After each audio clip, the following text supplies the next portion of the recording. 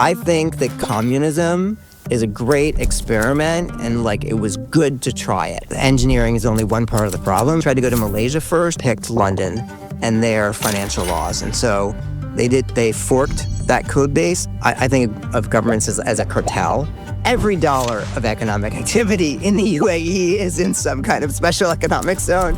Charter cities have lifted more people out of poverty. Honduras is actually being sued by more companies than any country in the world right now because Castro's a Marxist. So fundamental to all cross-border investment that even their new commie friends are like, but you don't get the money if you're not in one of these.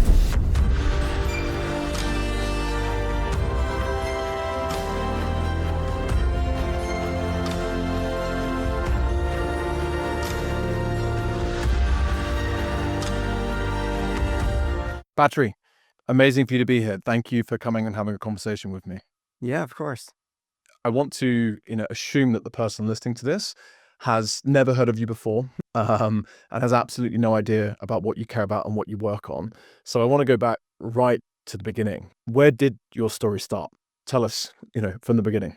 Sure. So after college, I started kind of wondering about living in the US. Like, I'm a libertarian and I felt like the country didn't fit my values, right? Like, we lock people up for what plants they eat, tax our money and go fight stupid wars. And so in addition to the values mismatch, like the customer service is terrible. Mhm. Like, I can walk into any store at the mall and get better customer service than I get from my government. And I was like, well, maybe I'm just in the wrong country. So I went and traveled the world a bit. I was like, no, actually, most places are even worse. And, I got curious. I was kind of always ambitious. I wanted to find something big to work on. And I started thinking about government as an industry. Mhm. What if we look at governments as businesses? They get revenue from taxes and fees, and they provide services, a whole lot of services, education, transportation, military defense, courts, all kinds of stuff. And in my analysis, like when you look at it this way, it's actually like a really dysfunctional industry in the sense that customers have high lock-in. Like, it's much easier to switch your phone carrier than it is to move countries. Sure. It's getting easier, but it's still pretty hard. So that's one issue. And of course, when there's high customer lock-in, a business can do a bad job because unless they're like so much worse that it's worth switching, you'll stay even if they're doing a crappy job. But then the bigger problem I realized is what's called barrier to entry. And this is just like, if you want to get into an industry, the cost. If you want to get into the food truck industry, how much does it cost to get a food truck? For government, the barrier to entry, like, it's insane. Like, to start a new country, there's not a predefined procedure. Often it's done through wars and revolutions. Like it's huge. And when you have a really low barrier to entry, you get a lot of startups, a lot of people trying out new things. But when you have a super high barrier to entry, you get no startups. And startups is where innovation comes from. You need to be able to try out new ideas, like first with no one there, and then on a small group of people in order to figure out what works. And so I realized that like the lack of innovation and crappy customer service and governance is actually just what you'd expect from the industry structure. And what I love about this is that it takes all this like morality and ethics and like which political party out of it. Sure. Not that those things don't matter. They do. It's more that this was like a neglected piece of the puzzle. And we just say if you have an industry where it's really hard to switch companies and it's insanely hard to start new companies, we shouldn't be surprised that it doesn't progress. It's actually what we expect. Yep. So starting with that, I then, started thinking about how to make changes in the world. So again, you had all of those thoughts before you even, for example, got involved with the Seasteading Institute. That's right. No, I mean, this was kind of the theoretical basis, Yeah. right? And then I was like, well, I could work on trying to lower that customer lock-in, make it easier for people to switch countries, which, other people have done. But I felt like the bigger problem was the barrier to entry. Mm-hmm. Like, how can we change the world so that you can make startup countries? Mm-hmm, mm-hmm. And there's so much to unpack there, right? And I like that you started by saying that, again, that you're sort of as a libertarian, but I think the point was that it's sort of like, this is a good thing to do regardless of the actual sort of like politics, right? I think the point is your approach is potentially allowing anyone of any politics to then be able to run their experiment with their version of governance, right? Right. What is being a little bit, I mean, again, that's like one of your first sentences. What is being, I always get, confused with these sort of like these labels that we kind of like use. And I feel that often different sides have different meanings for these sort of like, for these words, right? So when you say that again, as a libertarian, what does that mean? Like I started out as, like a frustrated customer. Like I wanted a product that didn't exist. I wanted a country that was well run and fit my values. But along the way, I realized that, if I can lower the barrier to entry to starting new countries, to starting new jurisdictions, that enables anybody with an idea about a better way of life to try it. That actually makes the idea much, much bigger, right? I'm just trying to change the world so that people can make startup societies. And if I'm totally wrong about how to make a startup society, well, then somebody else is going to try something totally different. And it's all about letting people experiment and then seeing what stuff is like in practice, not arguing about a bunch of theory and philosophy. And so in terms of what it means to me to be a libertarian, it's actually means something like, I think somewhat different for me than other people, where a lot of people see it as this kind of ethical thing, like what is foundationally right and wrong, and we should do what's right. And if other people disagree about what's right and wrong, then they're wrong. We should try to convince them. And, I do have some of that moral intuition that, the more voluntary interactions, the better. Using force to make people do things, even things that you think is good, is bad. But I hold it a lot more lightly than most libertarians, where, you know, uh, this perspective of, government as a business, it's like it means two things to me. One of them is, what type of society would I like to live in? So this is like my customer preferences. I want to live in a society with a really high degree of freedom for individuals. And then the other thing it means is, from like a product design side, is that I think there's a bunch of tools around markets and letting people freely contract that are effective at making a good society. Notice how different seeing it as like my customer preferences, my design beliefs about a really great set of tools is super different than like, I'm a libertarian and that like this is right and wrong, and you don't agree, then you're bad. And I've actually found this perspective of like looking at governments as a consumer to be really like psychologically freeing and healthy, because instead of like, this friggin' government like doesn't agree with me on right and wrong, like it's bad, it's evil, like all of that, it's just like, hey, like I don't like there's all these shitty products and there's not a product for me. It's like much less, I don't know, like sticky and like hurtful. Yeah. Because again, you could imagine, and I did bump into some communists on South Congress yesterday selling a communist post. What age group do you think they were, by a guess? Early 20s. Yeah, exactly. It is students. And I had a great conversation with them. And I suggested that they look into we'll come to it later, right, the US Freedom City stuff. And they tried to get one for themselves and run a mini communist state. Great. Right? But you could imagine, right, how, sort of the fact that you are a libertarian is almost irrelevant to the work that you are doing, right? The point is, you've looked at the industry of governance, which is probably the most important one in the world for most people's lives. And you've said, how can we ensure that all of these citizens all over the world, get served better products or services by their government, right? And then you've looked at that as an industry. Yeah. And you said there are structural problems that make it really hard to drive better value to the customer, right? And again, like all of that is completely independent of like whether you think that, okay, you should then, reduce those barriers so that you can then start your communist state somewhere, or you're capitalist, or you're libertarian, or you're whatever it is, right? Do you think that's fair? Almost. I think the one way in which it's not true is that the overall approach is one of increasing competition and kind of having a better market for government. And I think there is something, I wouldn't say libertarian, but like market oriented about that. That said, part of what markets do is give all kinds of different people with different niche preferences the products that they want. And so even though there is this sort of like market approach to government, it's an approach that absolutely encourages and fosters all kinds of different people with different ideas about what the specific type of government should be to have it. It is sort of, I mean, not necessarily like capitalistic, but a market in which we want to give people societies that whatever, like can be totally non-libertarian, whatever they want. Like customer is king. Yeah, and maybe that's the key thing that's maybe different, right? I think the point is the freedom, because what we care about, right, is not coercing anyone into doing anything that they do not want to, right? It's like you meet the communists on the street and it's like, look, I'm not building this for you. Well, maybe it ends up being for you because you decide that you would actually love to be a part of that. But it's like, no, we're building these things and we want every individual to be able to choose whatever makes most sense for them. And maybe that's like the most libertarian streak kind of about it. Yeah. But this is where I find it difficult. It's like, that seems to me to be an extremely like, moral good.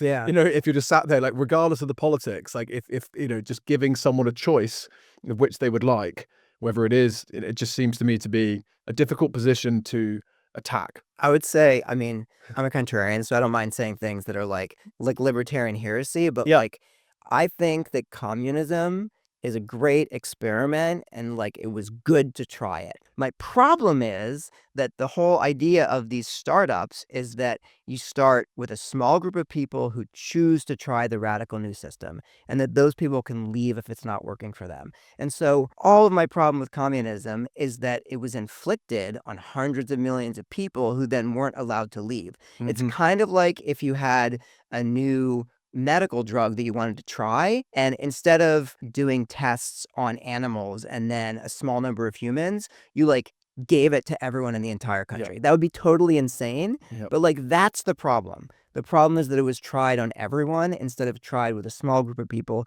who chose it, Yeah. who then scaled up voluntarily. No, I hear you.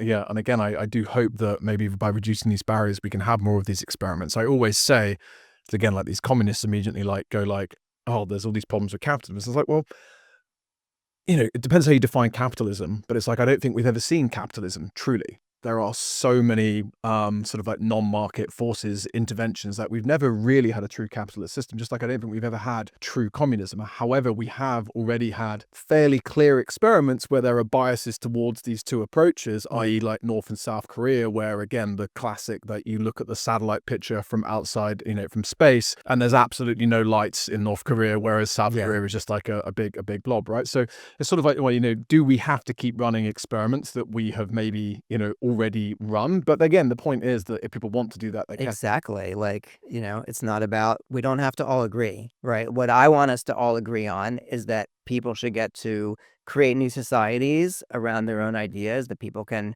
freely enter and exit.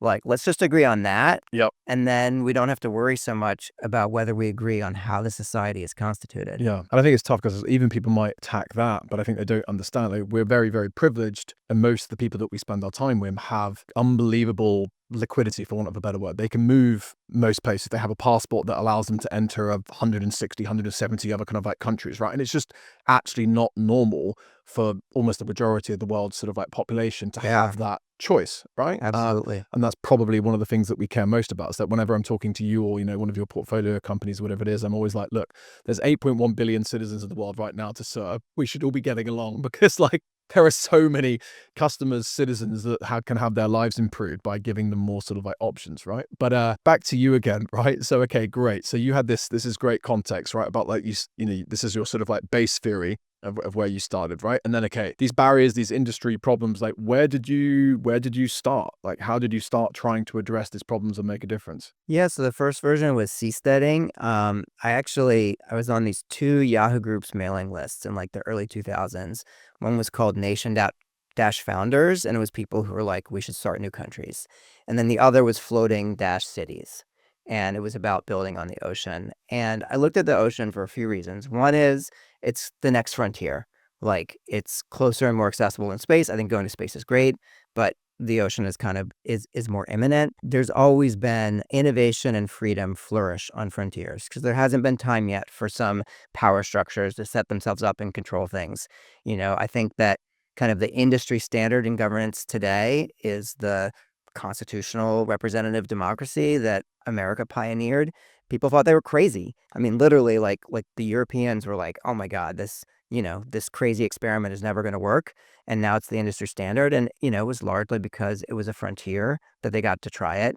But also the legal situation on the ocean is different. So because ships can move around all the time, the jurisdiction that applies to a ship is based on a registration. So a ship registers with a country, it flies their flag, and then when it's outside 12 nautical miles, it's essentially under their law. It's like a market for franchising sovereignty. And it is competitive. Like a given piece of land is attached to one country. Without a war, generally that doesn't change. So it's locked in. But a ship can change their flag registration every year if they want to. And so I sometimes joke that if we had this for cities and counties and provinces and countries where like you could register, like a city could register with a county and have like a virtual association, then like my work would be done, right? We would have a competitive market. So it's this really great legal structure. And I sometimes get frustrated that, I've been doing this stuff for like 25 years and people still think it's like, oh, the high seas are lawless and you can do what you want. Like, not at all. Yeah. They're not lawless, but they have a legal structure that's really neat. So that was V1 was trying to figure out how to build floating cities on the ocean. Yeah. There's like so many things to dig into there. Like, I mean, I started my career basically at Ernst & Young, and actually some of my clients were big shipping companies, companies that you would have heard of. And exactly this, we'd be constantly structuring them to be the most efficient. And a lot of this was about where are they flagged? Where is the company, incorporated that owns the ships and all this sort of stuff. And it's like, oh, there's just so many levels to it. It is super competitive. And actually then why I think it's actually interesting is because, and we'll probably come to it later, where like people think it's quite hard to start new countries or to start new societies or new states, municipalities, economic zones, whatever it is. But I think a lot of the principles you're talking about are present in so many industries and are dealt with by governments every single day. The UK has a headline corporation tax, but for example, that is not competitive in the shipping industry to actually have anyone flag their ship as British or to incorporate the owner companies or the management companies or the leasing companies there. And so actually there's an entire different tax regime called the UK tonnage tax basically for ships. And so, your headline corporation tax in the UK is probably something like 20%, but actually ships will pay less than 1%. And so it's like, and this, again, it's like, the taxes, headline tax rates for people without tax advisors. and most of these larger corporates are structuring stuff through jurisdictions, even like the UK. Yeah, there's opportunity, there's things that are happening in the sort of like the sea, for want of a better one. You were on this mailing list that was sort of like talking about this sort of stuff. And then again, you founded the Seasteading Institute, so it wasn't there in the beginning. Like, what did what was that institute and what was it trying to do? And what was your first angle of attack to try and leverage this stuff? Sure. Yeah. So, I started, I guess I was kind of trying to do two things at the same time. One is take this idea of starting new countries from this kind of like micronations world where it was very like LARPy, as in like play acting, where you would like make a flag and like declare your bedroom independent or whatever, and say like, no, actually, there's something like real here, like something foundationally important to the world about starting new countries. And then the other was the ocean and kind of trying to figure out like how can we cost effectively build there. And one way that I thought about it is like the ocean tax versus the government tax. And the ocean tax is the extra cost of being on the ocean. And the government tax is crappily run, inefficient governments. And the government tax generally is like a percentage of GDP. You can think of governments as like wasting some percentage of GDP. So that's actually going up exponentially as GDP increases. And the ocean tax is based on how good is our technology for living on the oceans. So the ocean tax is actually decreasing. And so when you have that combination, like wherever things are right now, eventually the ocean tax is going to be cheaper than the government tax. And so I was trying to figure out ways to, to make that true. So we did different designs of structures. There's like ships are optimized for movement. They're not optimized for like providing affordable square footage that's stable in the waves. And so we looked at various like spar seastead designs, which, then actually got built 15 years later by ocean builders. We did research on the legal environment and flagging and things like that. But a lot of it was building a community, getting the word out there that like, hey, this idea of starting new countries should be taken seriously. This might be the first way to do it on the ocean. Yeah. And getting the word out. I wrote a book where I made it. The book was compiled from Markdown, and every paragraph you could click and comment. So it was like a living document where as people gave feedback, I would update and recompile it. When did you found this? We opened Seasteading Institute in 2008. I started working on these ideas in like 2001, maybe. Not much has happened.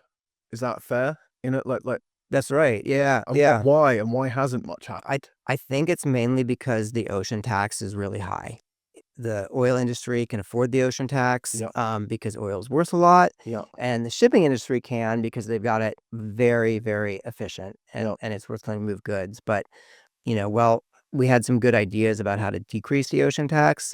Ultimately, the ocean is just a really, really difficult environment, and that's why starting in 2011, when Honduras created the first charter city program, Yeah. I kind of started switching my focus to work on doing this stuff on land. But it's still the same concept, right? Is like, how can we start new jurisdictions? Yeah. I think Seasteading did an incredible job at getting the word out to millions of people. Yeah. And I think that there's stuff that we can do on the ocean, but I think it's more niche. So there's only certain kind of structures and projects Yeah. that will work. I still think there's something to be done with like permanent residency on cruise ships. I still think there's something to be done with like medical tourism on cruise ships. But land is just much more tractable now that governments are open to doing stuff. No, there. it's happening. Because I mean, I've looked at the sea a lot, and the main problem I see with the sea is it's very deep. Like again, I feel like the average depth of the sea is something like north of 3 miles. Yeah, that's Something where like seamounts. A seamount is like it's like almost an island. It's an underwater mountain that doesn't break the surface, and so you can find seamounts to anchor to. There's options, but it's a challenge for sure. Yeah. And I think the challenge is that most of the shallow stuff is within the sort of like nautical boundaries of existing territories. You have to find it, but there are like, under dozens of seamounts where like there's nothing that breaks the water surface nearby. And then but it's extremely expensive, and it's like Yeah. there are a lot of first world militaries with their navies or air forces are very used to sort of like raising the seafloor for naval bases or for airstrips. Then you've got a lot of countries, whether it's reclaiming land in New York. There's also a legal problem where that legal regime I talked about of admiralty law with the flagging. The only reason that exists is because these things are mobile. And actually, if you're in a fixed position, if you're like on a pillar on the seafloor, for sure, anchoring is trickier. You're actually not under admiralty law. Like, you're probably regulated by the nearest coastal state. It hasn't really been tested because there hasn't been anything valuable to do outside the 200 nautical mile exclusive economic zone or country's own resources. But, so it's the ocean is deep. And if you were temporarily anchored and you moved periodically, maybe you'd be under admiralty law. But if you actually like build up pillars or something, you're probably just regulated by the nearest coastal state. Semi-familiar with the law itself, right? And again, it's like, because there is laws around artificial islands, depending on where they're, which part of the boundaries that they're sort of like built in. And I guess the point is that if you actually build an artificial permanent structure that's capable of sustaining permanent residents, and you do that in international waters, that does sort of start to meet the conditions for a new sovereign territory. It's not, I don't think so, but because the thing is, in international law, only sovereigns have rights. People and corporations have no rights. And so I think that artificial island would probably be claimed by the nearest state.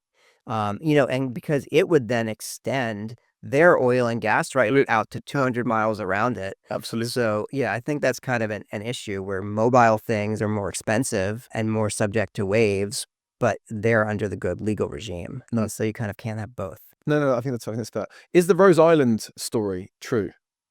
I mean, Rose, it's really interesting. Watch the documentary.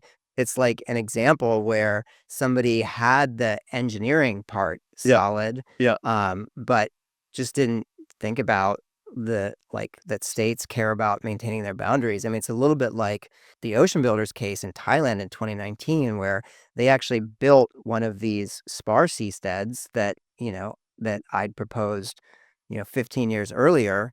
And they were just thinking of it as an engineering project. We're going to design and test this floating structure and live on it. The Seasteading Institute sent out a documentary team, and they'd gotten permission from the Thai maritime authorities who were like, cool, you want to build something, like, we don't care. But because they were into seasteading, they also talked about sovereignty and wanting to eventually live free and live sovereign on the oceans. And so when the Thai Admiralty heard about this, they were like, whoa, somebody's building a structure and talking about sovereignty in our waters. And it's important to note that even though Ocean Builders was on the other side of Thailand, that Thailand is on the South China Sea, Sure. the most contested water area in the world, and one where countries like China are actually building up artificial islands and taking rocks and making them habitable and doing this kind of thing to make oil and gas claims. So it's kind of a very dangerous region to be doing that in. And they charged Chad and Nadia, the people doing this, with treason, which is a capital crime in Thailand. Yeah. And, they got word and went into hiding, and they had to hide while the Thai authorities were looking for them. Thailand launched Operation Destroy Seastead, sent out 3 vessels and 100 sailors to tow it in and dismantle it. Chad and Nadia had to make a daring sailboat escape to Singapore. They tried to go to Malaysia first, and Malaysia said, you're being charged with treason by Thailand. We won't even let you resupply here. And so, yeah, engineering is only one part of the problem. You've also got the political reality. No, I'm glad you gave the example. And maybe, we say to people, if Rose Island is a great documentary or film, or, on Netflix, it's worth a couple hours of your watching to illustrate some of these problems, but, don't listen for the next 5 seconds, right? Because to spoil that, right? The short version is they did the engineering again, but then it's such a difficult issue for governments when it came to sovereignty that the Italians sent a battleship and blew it up. Yeah. Right. This is in the Mediterranean in Europe, right? So why do governments In Italy's waters. I mean, Sure, in no, Italy's waters. sure, Yeah. exactly, right? So this is where the question is, right? So why do governments hate this, or why have they traditionally sort of hated this? Why do they fight this so much? Well, I don't think they fight this in general. I think that they, their sovereignty is their core asset, and of course they're going to protect it. I think it makes a lot of sense, and that's why we focus on working with governments. I mean, both seasteading and charter cities. So, the Seasteading Institute right now is in the process of raising money to try to get a custom flagging agreement where they're going to work with a flag registry. Several of them are interested, which, obviously their business is flagging, and they'd like to have more customers, to make a custom flagging agreement that kind of delineates what are the rights of the seastead. Yep. What level of autonomy does it and doesn't it have? And Yep. then with charter cities, of course, a charter city is the next evolution of the special economic zone. It's something like Hong Kong, where Hong Kong was part of the UK, but it had its own independent government and courts, and it had a different legal system. And in the modern charter city model, a country passes national legislation to authorize the creation of these zones, and then the government regulator works with private companies and approves them to create these zones where the zone is under the country's constitution and treaties, because that's the point of a treaty, is it binds all sovereign territory. But then many of the laws within the charter city are actually written by the company, including federal level laws. So it's different from a province in that it's actually getting as most of the laws are different. And again, this is working directly with governments. They're motivated by economic development, better jobs for their people, better infrastructure. But we're working with them to bring benefits. Yep. So it's really different than the kind of rogue approach. No, completely right. And I guess that's important, right? Because it's not actually, again, we talked about in the very beginning, starting countries, whatever, but it's not actually what we care about, right? It's about increasing competition for the citizen, about delivering better products and services to them for every dollar of tax. And actually, every politician that is in power somewhere does care about delivering more with whatever resources that they have, right? Even the most crazy places typically would like to do a better job for their citizens, right? And again, it's that's what's important for us and for you. And I guess that's sort of an interesting thing where, again, you're not trying for sovereignty, right? This is not something that you spend your time going for, right? No, you spend your time trying to effectively help host nations do a better job for their citizens and working in partnership with them. So you mentioned a second ago as well that point of seeing that legislation in Honduras with the ZEDE laws and with Prospera being that moment where you moved from looking on the sea to looking on land. So do you also just explain what happened in Honduras there? Sure. Why that made you move? Yeah. Country had a change of government in 2009 after the Marxist president tried to abolish term limits. And in the election, a conservative party won, and they had some amazing people who had been educated at Western, economics universities, and Paul Romer had given this talk proposing the idea of charter cities. His idea was a bit different. In his model, the city would actually be run by another country. So like Canada would run a zone, in Honduras. That was his model. And, the Hondurans kind of saw that and they were like, look, we're going to try to improve our country and make it richer, make it less corrupt. But also, let's try this kind of moonshot idea of these zones. And so they changed their constitution and passed laws to create this first of its kind program in the world.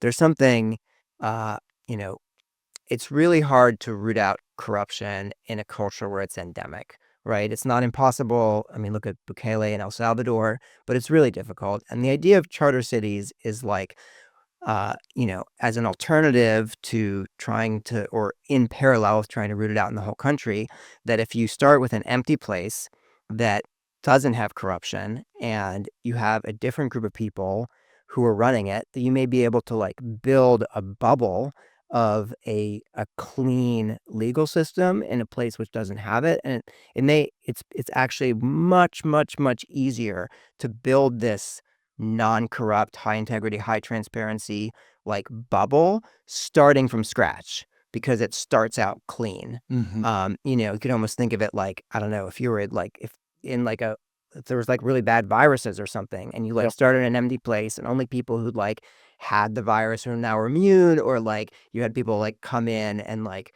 be in, temporary, well, you saw that didn't have it, you could like build up a whole city that did not have this disease in a way where that's like much, much easier than wiping it out in the population. So charter cities are this really neat policy tool. And so the Hondurans created this program. I had been with my business partner at Seasteading.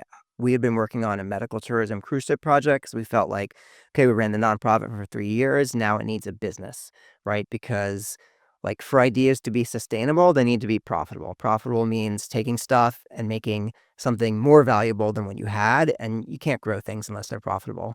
But then we pivoted and we started one of the first charter city companies. I think we had the first MOU with Honduras in 2011, 2012.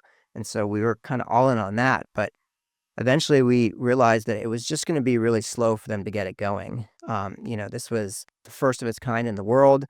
And it turned out that they changed their constitution, but they had no budget. It was like a Google 20% project, like nights and weekends, because actually, budget is a really scarce resource in developing world. And so in 2012, they had a Supreme Court decision that struck it down. They modified it and passed it again, but we saw that it was going to be years. And so we kind of wound up, and it wasn't until like 2017 that the program really got running with Próspera. Again, so much there. And again, you sort of mentioned, again, people, when they hear about a charter city, I'd say the average person hasn't even heard of what a charter city kind of is. So maybe just really basically, could you just like define a charter city? Yeah, a charter city is a jurisdiction that's formally authorized to have really different laws and institutions than the rest of the country. And, who knows where the line is, but I come from a programming background. I started Google in 2004. So I kind of think about like law as like a code base. And I just say like, what percentage of the code base is different? So for a traditional special economic zone, it might be like 0.01%. Like an SEZ, it's just like a little patch on an existing code base that it like changes some key things like tax rates and tariffs that enable economic activity to prosper, but it's the same code base. Yep. In a charter city, there's actually a meaningful difference in the code base. So in the case of Honduras, the zones follow the constitution, treaties, and criminal law. But for most commercial law, which is most areas of law, just think everything that's not a crime. So whether it's financial markets, medical, zoning, corporate law, like most things, is written by the zone.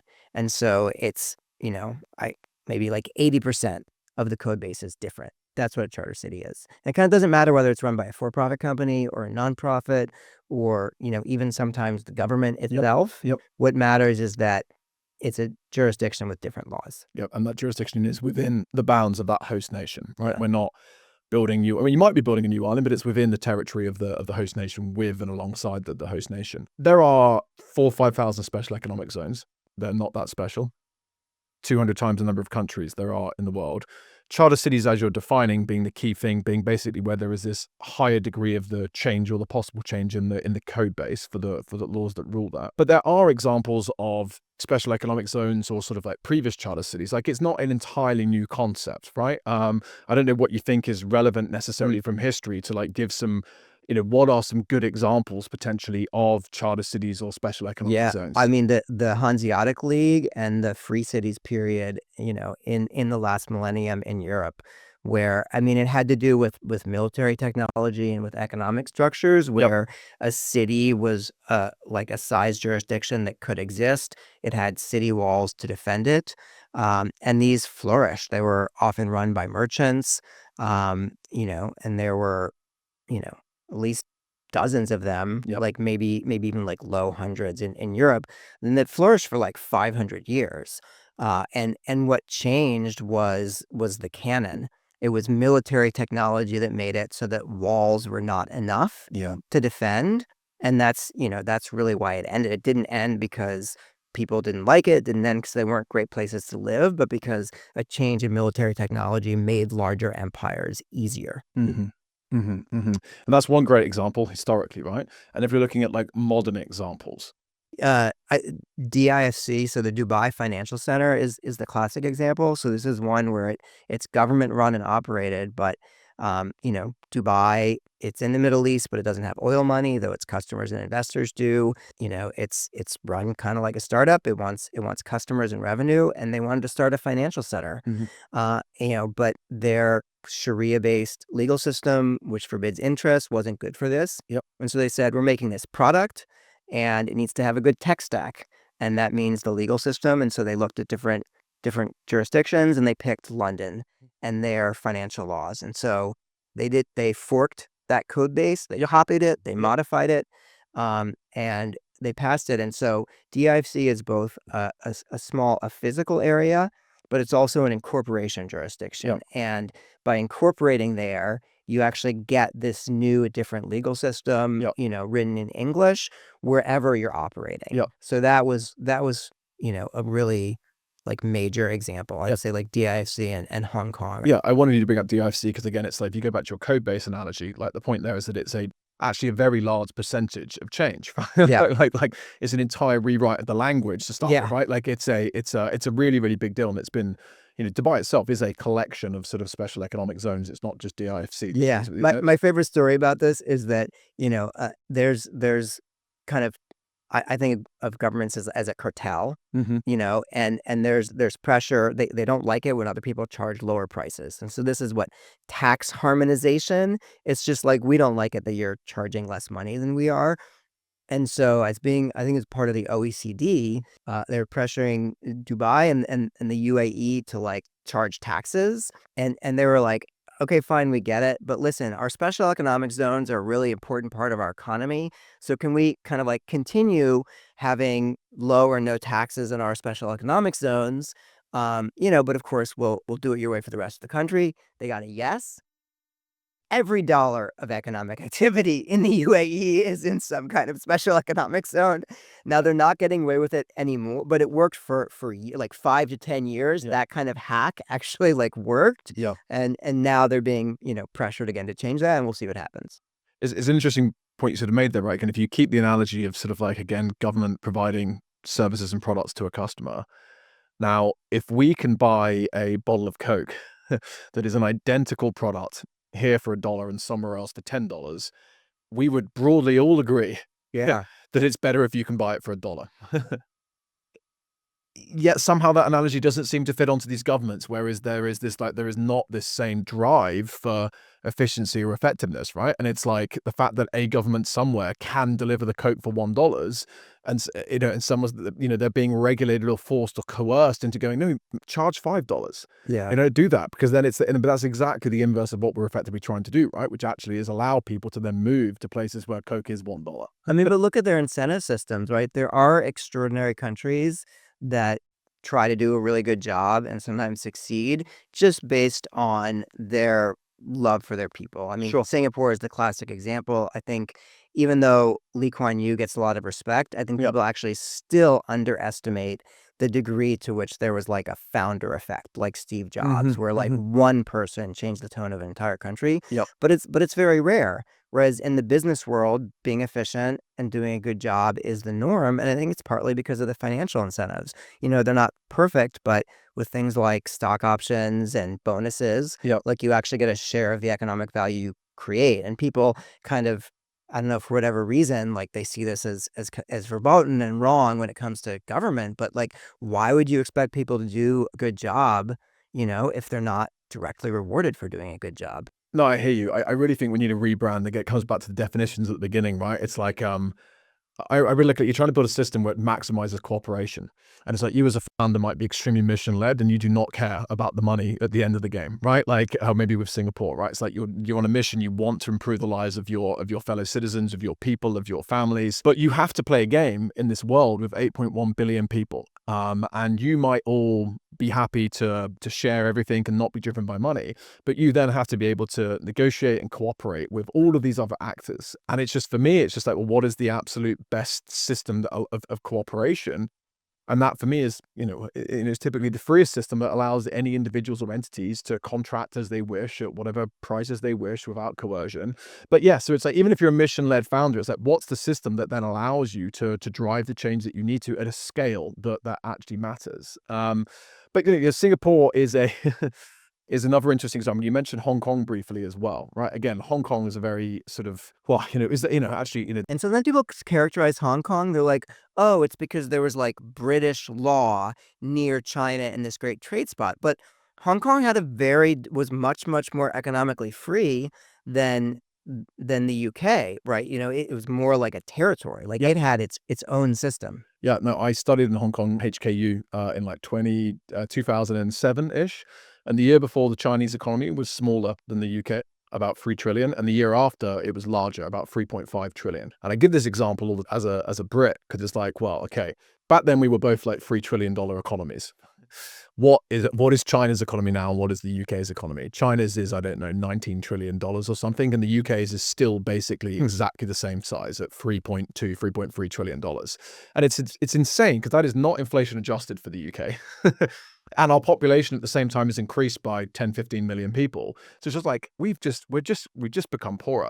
And we see it at home. But yes, but Hong Kong, there was this incredible freedom. And actually it did such an incredible job. We maybe in the West don't realize it, or like didn't appreciate how incredible that job was. But the Chinese certainly realized how incredible that job was and actually sort of like mimicked this through their sort of like special administrative region zones. And basically, I don't know what the percentage of economic growth has come from, but potentially the best thing the British Empire has ever done for the world was the model of Hong Kong that the Chinese copied in the 15 sort of regions along the coast that then 500 million Chinese moved to and moved out of like a lower economic group into this like burgeoning incredible middle class. Like Hong Kong Yeah. was the model that allowed China to bring 500 million people out of poverty. Absolutely. Yeah. I mean, you want to talk about historical precedent for charter cities, like literally charter cities have lifted more people out of poverty than has ever happened Yep. before because of this example you talked about. And, sometimes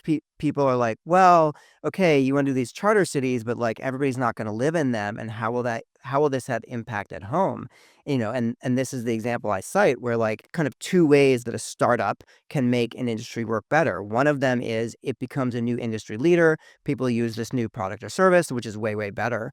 But the other way is that it can influence the existing industry leaders to up their game and do a better job, whether it's by acquiring the startup or copying it or whatever.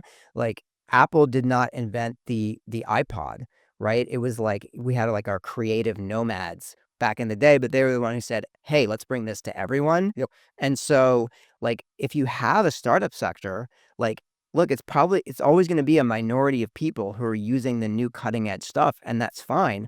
We don't need charter cities for everyone in order to dramatically influence the world, because the competitive threat of Yep. like, Yep. wow, these guys are eating our lunch. They're drawing the best talent. They're drawing the capital. They're doing a way better job. We have to up our game.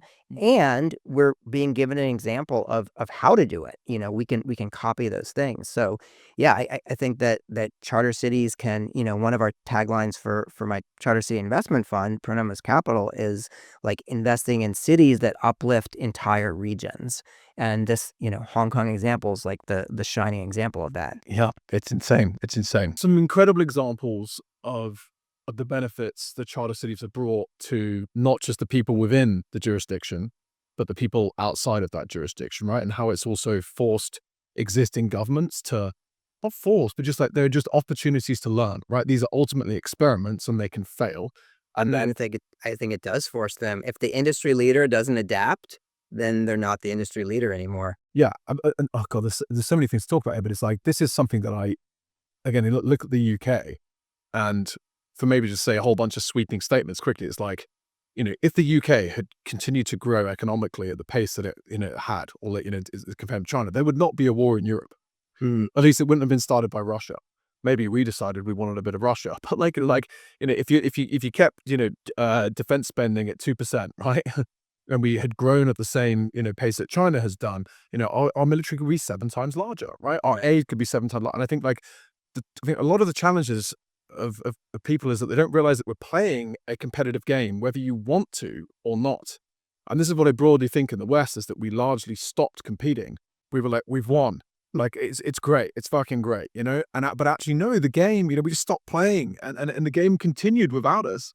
And all of these other countries have gained so much power, not just caught up. They've got, it's crazy, right? So the lack of our power, economic power, whatever you want to call it, right, causes, again, my personal view of this is that we've had probably 500,000 European, or, include the Russians, died on European soil, over the last few years because of us not taking sort of this problem seriously. Now, why did I bring that up? Why did I say that at that point there? Well, look, I want to bring it back to some of the stuff that you spend your time on doing sort of like now, right? Again, you've seen these examples of how it's driven innovation in the charter cities themselves, in the territories around there. There's lessons that governments can learn. Anyway, you saw this stuff happening with the ZEDEs in Honduras, and actually at this point you started Pronomos sort of like Capital, right? So do you want to speak about what Pronomos was, how that kind of like came together, what the mission of that, when it kind of like that fund was, what you've been doing there? Sure. Yeah. So it was, I'd say about 2017, and Prospera was working with Honduras and starting to get their initial approvals. The Seasteading Institute had been working with French Polynesia, and I kind of saw like, wow, it looks like maybe this stuff is happening. And so I started working on creating this fund, Pronomos Capital, to be the only, the first and still the only institutional investor in this new space. I got funding from Peter Thiel, who's my primary funder at Seasteading, who's the anchor investor, and a number of other wonderful people. And we closed in December of 2019. We actually put a check into Prospera before we closed, because one investor kind of like sent money just for that, so that we would kind of have a warehouse deal on the books that we could advertise when raising the fund. Like, hey, we're already in the leading project in this space. We did our first close in December 2019 and immediately led Prospera's Series A. And then, yeah, I've spent 5 years invested in 10 companies. And it's like, at first there was kind of like a backlog because there was no other institutional investors. Yep. So we did maybe like 4 checks in the first year or so. And then we kind of went into a phase where it's like, there's like so few companies doing this. There's so few actual charter city companies, and especially companies where we really believed in the founding team. We went off thesis a little bit and invested in a couple of things that seemed adjacent, and then, kind of changed our mind. And it's like, the thing is, when you're talking about starting new cities, like, everything is adjacent, in a sense. And people, that's just the amount of deal flow, if you're doing stuff that's related to building new cities and new societies, is just huge. And there's lots of other funds for doing that. And kind of like, no, like we need to focus on our unique niche. And we've actually ended up not calling all of the capital for the fund. Like, we won't be fully deployed because there just kind of like weren't enough projects that met our standards for actually being a charter city and really believed in the team. It's like we're still in this transition from like the dreamers to the doers, where this stuff is hard. I mean, starting a charter city, like any startup, is hard, and this is even more difficult. And the people who are kind of like most inspired tend to be younger, and less experienced. And it's a challenge to try to do something like this hard. So this is kind of like a lack in the space. Is we have great mind share among world class founders and investors, to the degree where they're endorsing it and willing to write checks or do advising, but very rarely are they willing to be like, okay, this is the next phase of my career. They're like, I want to start at one of these cities like someday, but I'm going to do this other stuff first. And so that's been kind of a big lack. Yeah. So the point again, I would love to dive into some of the, some of the good and bad examples in the sort of portfolio, right? But I think that's such an interesting point there. Is that you didn't even end up spending the full amount of money, and this was not a multi-billion-dollar fund, right? This was a 13.3. right, fairly small fund, right? And you have, again, you're also one of the leading figures in the space, right? It's not that there were people working on this that you weren't aware of or whatever it was, right? It's like you're there, you have access to the deal flow, and you just struggled to find enough that was investable. Again, again, this is where it comes back to the definition of charter cities as well. It's like here, even at kind of art, there's all these people that are coming around trying to raise money, but it's like for real estate projects or development projects, and just like, they're just not even relevant in the sort of in the slightest. But there not being enough serious teams that are investable. Instead of, one of the brilliant things about founders, I think that most founders before they start something are naive about the mission that they're kind of getting onto that. And so I'm very happy to wear that sort of like naive hat. But I'm not yet convinced it's like particularly harder than like any other particular startup. It seems to me potentially, and I want you to come back on me hard on this, right? It's like there just hasn't been enough serious attempts at this stuff. Definitely. Yeah. I mean, do you think that why are there not more people trying then? I mean, I do think it's hard in that, like, for example, there's a community building aspect to it, and there's also enterprise sales. I mean, governments are huge. They're massive compared to companies, and not everybody has experience with or skill in enterprise sales. And I think it is a lot harder for a 25-year-old to sit down with a head of state than a 45-year-old. Sure. Which is not to say that this can't be addressed by building a team that has different skills. But there's a lot of moving pieces. I mean, it's this governance, innovation, and like economic development, kind of married. But yeah, I mean, my read on the lack of serious teams is that there's a lot of people who are like, yes, this is going to happen, but they don't realize that like this is happening now. And Prospera is the biggest force in changing this. Especially since Nicholas started doing conferences there and bringing a lot of people through. Yep. Now there's more and more people seeing that it's real. Yep. But I think that this is something that the space really needs, is to like show people, hey, this is not just another cool Peter Thiel futuristic idea that's going to happen, but like, Yep. you can roll up your sleeves and do it now. Yeah. Well, let's dive into Prospera, right? Because this has been an interesting and difficult journey. And it's been near a disaster at points, potentially even recently. Do you want to give a brief story of Prospera and just like some of the challenges they've had? I mean, to cut to sort of, they even had their actual sort of like entity cancelled by the Honduran government, or at least attempted, right? It's been a tricky situation kind of like for them there, right? And that the fact that we're holding it up as sort of like maybe an example is tricky. Like, what's the story of Prospera? What has they achieved? Yeah, I mean, they had the advantage that where other projects were having to go to governments and like sell them on this idea and try to get legislation passed. In the case of Honduras, the government initiated it, first in the world to do it. And so there was a lot of work to do to like help Honduras finish and launch the program. But they were kind of enthusiastically into it. And so Prospera started getting their approvals in 2017, was able to open their first kind of office building in 2020. And the degree of autonomy is really high. Like they write all the commercial law, which is great. Like I would have been happy with something much less, would have felt like incredible progress to me. But I kind of see them as having had like two main interrelated challenges. One is the legal with the government, and the other is sort of business development in the sense of getting people and businesses to move there.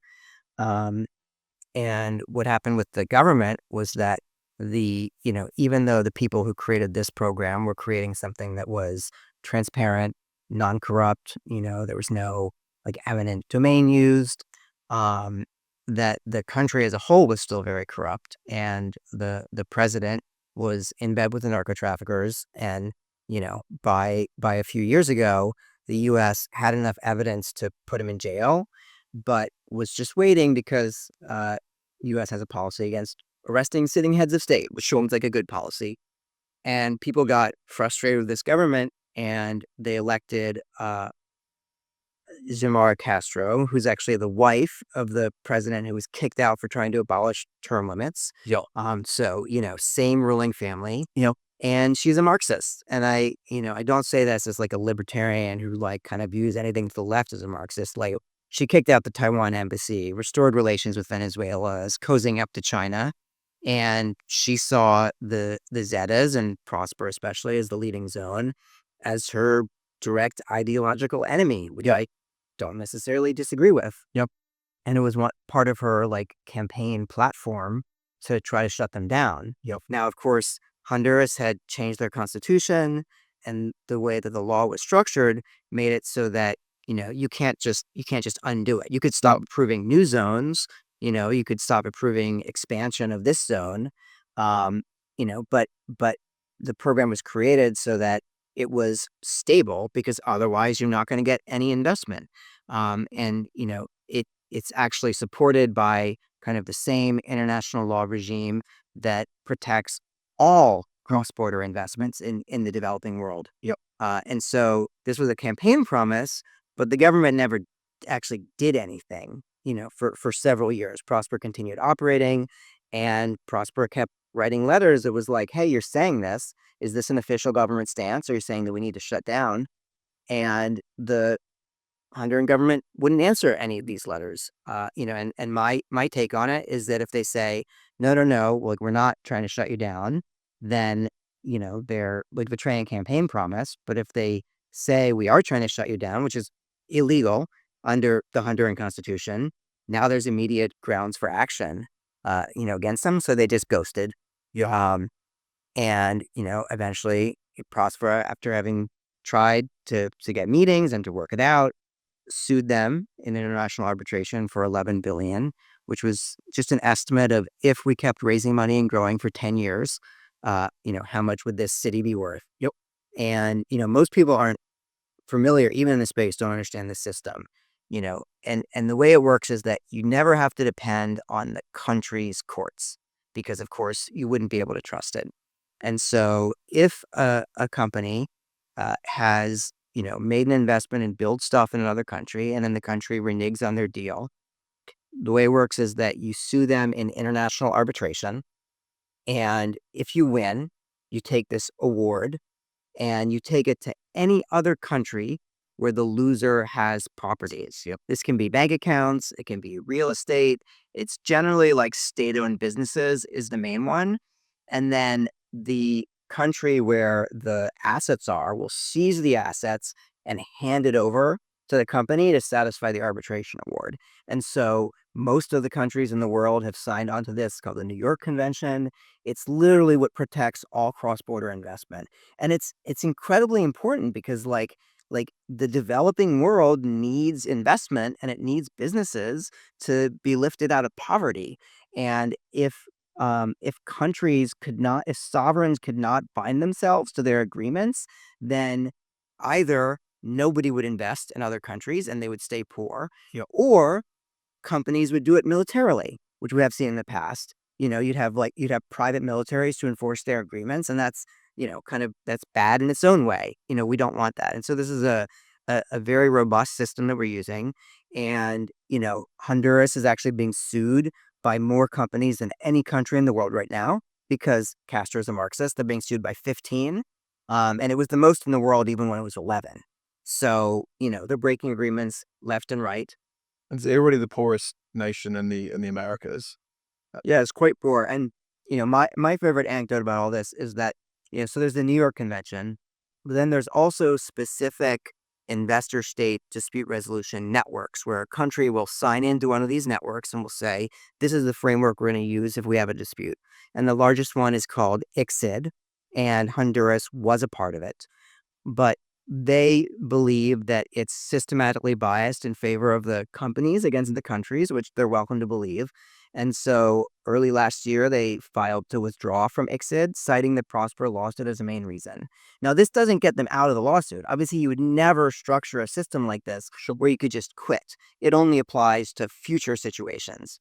And so they withdraw last year. Meanwhile, Honduras is cozying up to China because the government is Marxist. And as China does with their projection of soft power, Belt and Road and everything, China is ready to invest hundreds of millions of dollars in building, I forget whether it was a loan or investment, but in building infrastructure there, as they do. And so Honduras files to leave ICSID, and the Chinese say to them, guys, we can't give you this money if you're not in an investor state dispute resolution network. So it's like so fundamental to all cross-border investment that even their new commie friends are like, okay, you don't have to be in ICSID. You can pick a different network, but you don't get the money if you're not in one of these. So that's like how foundational it is. Like they can't get away from it. Yeah. We must bear in mind that these new Chinese commie friends only have the power they do because of the wonderful free markets that they learned from Hong Kong. But no, it's almost, I think it's worth going back to like the purpose of Prospera. I mean, it's kind of on the fucking tin, right? Yeah, it's called Prospera, right? And the intention or the potential of this jurisdiction in Honduras is actually to, it's a poor country, right? Like, and look at like FDI for Honduras. It basically doesn't have any, right? Like there is no one putting money in. It's a struggling economy. Prospera comes and is like, hell, we're going to create this jurisdiction and we're going to bring, jobs, money, industry, technology, growth, and a future for Honduras. Like this was, at least meant to be extremely aligned with it, but it became this sort of like political issue. Where have they got to now? Like, because there have been some incredible things that have happened, over the last year as well. I've been out, a couple times, kind of like last year. Eric, the CEO, I think is an unbelievable, just unbelievable. I've been lucky to meet his family, his dog. Actually, it's another kind of point here. Like, why does the press hate it? Because again, I when I spend time, not the whole press, but like, why have they had some unfavorable coverage? Because Eric is such an incredible human being, and he's doing this for such honorable reasons. And like the disconnect between how I see him spoken about or written about, and then who he is as the individual is so vast. Like, what's going on here? Yeah, I mean, this gets at, I was saying there's kind of like two things that have been a struggle for them. And one is this like legal battle with Honduras. And the other is business development. It's getting people and companies to move there. And I think that the reason that there's some like haters, who write negative stories is that they're viewing it as an ideological battle. And I think that when before these things are actually built and operating, it's really natural to view them through this ideological lens. And then it brings up all the people's politics and political philosophy and who they think is good and bad and all that. And that's what's happening. And the defense against this is to actually be providing jobs and helping people. And the more that you're doing that, the more it's like, well, okay, you're positioning it as this thing, but come and talk to the people who have jobs there. And the more successful a place is at providing better jobs and uplifting people, now you have, instead of just having some ideological story where people are like, this ideology is good, this ideology is bad, it's like, hey, forget all of that. Like, look, we're actually helping people. And, Prosper's kind of struggled with business development. I mean, it's mostly empty. It's hard to get people to move there. It's hard to get businesses to operate there. They're still kind of figuring out, one thing that I've learned in this is that I think that this, having a different legal system and honest courts and all of this, we see evidence to look at countries around the world that, the less corruption, the freer the laws, the better like rule of law and property rights, the more the GDP growth is. Yeah. But I think this is something that really kicks in over the course of decades. And I think that these charter cities will have sustained growth rates that compound over decades, can make things like Singapore happen. Yeah. But at the beginning, like it's not enough. You have to actually find industry clusters that will get immediate benefit from being there and bring them in. And at the beginning, it's actually much more about partnerships and identifying these industry clusters to even like jumpstart the economy. Yeah. And that all of the effects that we kind of all hope for of, growing more like China did in those years than like UK is now, that those are actually like a future phase and that you can't count on those. However incredible the benefits are, that only kicks in over time, and I think that Prospera, for various reasons, they've been, in this legal struggle and they're kind of having to do this incredibly new thing. It's been a struggle for them to kind of identify the economic drivers that bring people there. And, the thing that's really working is medical innovation. That seems to be, kind of the industry cluster that is being formed there. It's most solid. I've gone out and had a bunch of cool medical treatments there. But it's like if you're not providing a bunch of jobs for locals, then it's easier to attack. And so with my other portfolio companies, especially Alpha City, which is our company building in Portuguese West Africa, we're very focused on building for the locals, building homes for the locals, making jobs for the locals. Yeah. Because I mean, that's the partnership. Yeah. That's what we're there to do, and that's what makes it strong and solid. No, I mean, so many things to go through. Again, it's like, when it comes to Prosper and Honduras, it's like there should be no surprise that it's been difficult for them to do that business development when China won't even invest money into Honduras, because it's been a complete abandoning of all sort of like, international process and create thoughts and this sort of stuff, right? So it's no wonder that Already new. If it's new and there's this kind of murkiness about the legal stability, I mean, that's a tough sell. Exactly, right? So there's not really, it's a little bit out of Prosper's control. Then you mentioned Nicholas sort of like earlier as well. He's another incredible founder. Yeah. And then this is now Infinita kind of like City. That was one of these newer sort of things. And maybe it's just like worth touching on this. I want to get into Alpha as well. But like, what does Nicholas do? Again, another incredible founder. What is Infinita doing, and how has this sort of like been helpful to Prosper? Yeah, I mean, I'm a big fan of Nicholas, and I think it almost doesn't matter what industry sector that they settled on. What matters is that Nicholas is a community builder. And so he just, a couple of years ago, he just went to Prospera, got really excited and enthusiastic, and just started throwing conferences. Different conference every 6 weeks. Sometimes it was medical technology, sometimes it was crypto, sometimes it was other things, because Prospera had this great hotel resort. And so Nicholas started bringing a flow of people through, and suddenly people are hearing about Prospera. They're telling their friends about it. Everybody's, they kind of, they got a little bit of press, but there wasn't buzz. And actually getting people through generated that buzz. And then, Nicholas kind of went from there to doing this like pop-up city last year that was January and February, and extended through March, where a density of people came and there was a different topic area each week, and got people actually like living there for a couple of months. And right now they're doing it again, January, February, March. And, again, bringing a lot of people through. And now that it's kind of like turned out that like medical and longevity and, being outside of the FDA seems to be like the strongest case right now. He's started Infinita City, which is both doing this pop-up, and it's based at Prospera, bringing startups through, helping them raise and build their companies and get established in Prospera. And, he's interested in doing this in other charter cities once we have them, but Prospera is kind of the one we have now, so that's where he's working. But it's just that it's almost that, like I was going back to talking about the different skills needed that make this hard. It's like, Eric is an incredible visionary leader who can create a culture of integrity and steer the company through difficult times, but they needed this community building aspect and they didn't have it. That kind of like wasn't the strength of the team. And so it's, Nicholas, in my opinion, has kind of done more for the success of Prospera than anybody outside of the company itself by bringing in this needed aspect that was missing. Yeah, this is it. These are again, like you said already. These are long journeys, right? You don't start this for a quick flip over 3 years, right? And it's just a natural evolution of a company or a startup, right? It goes step by step, and it's going in the right direction.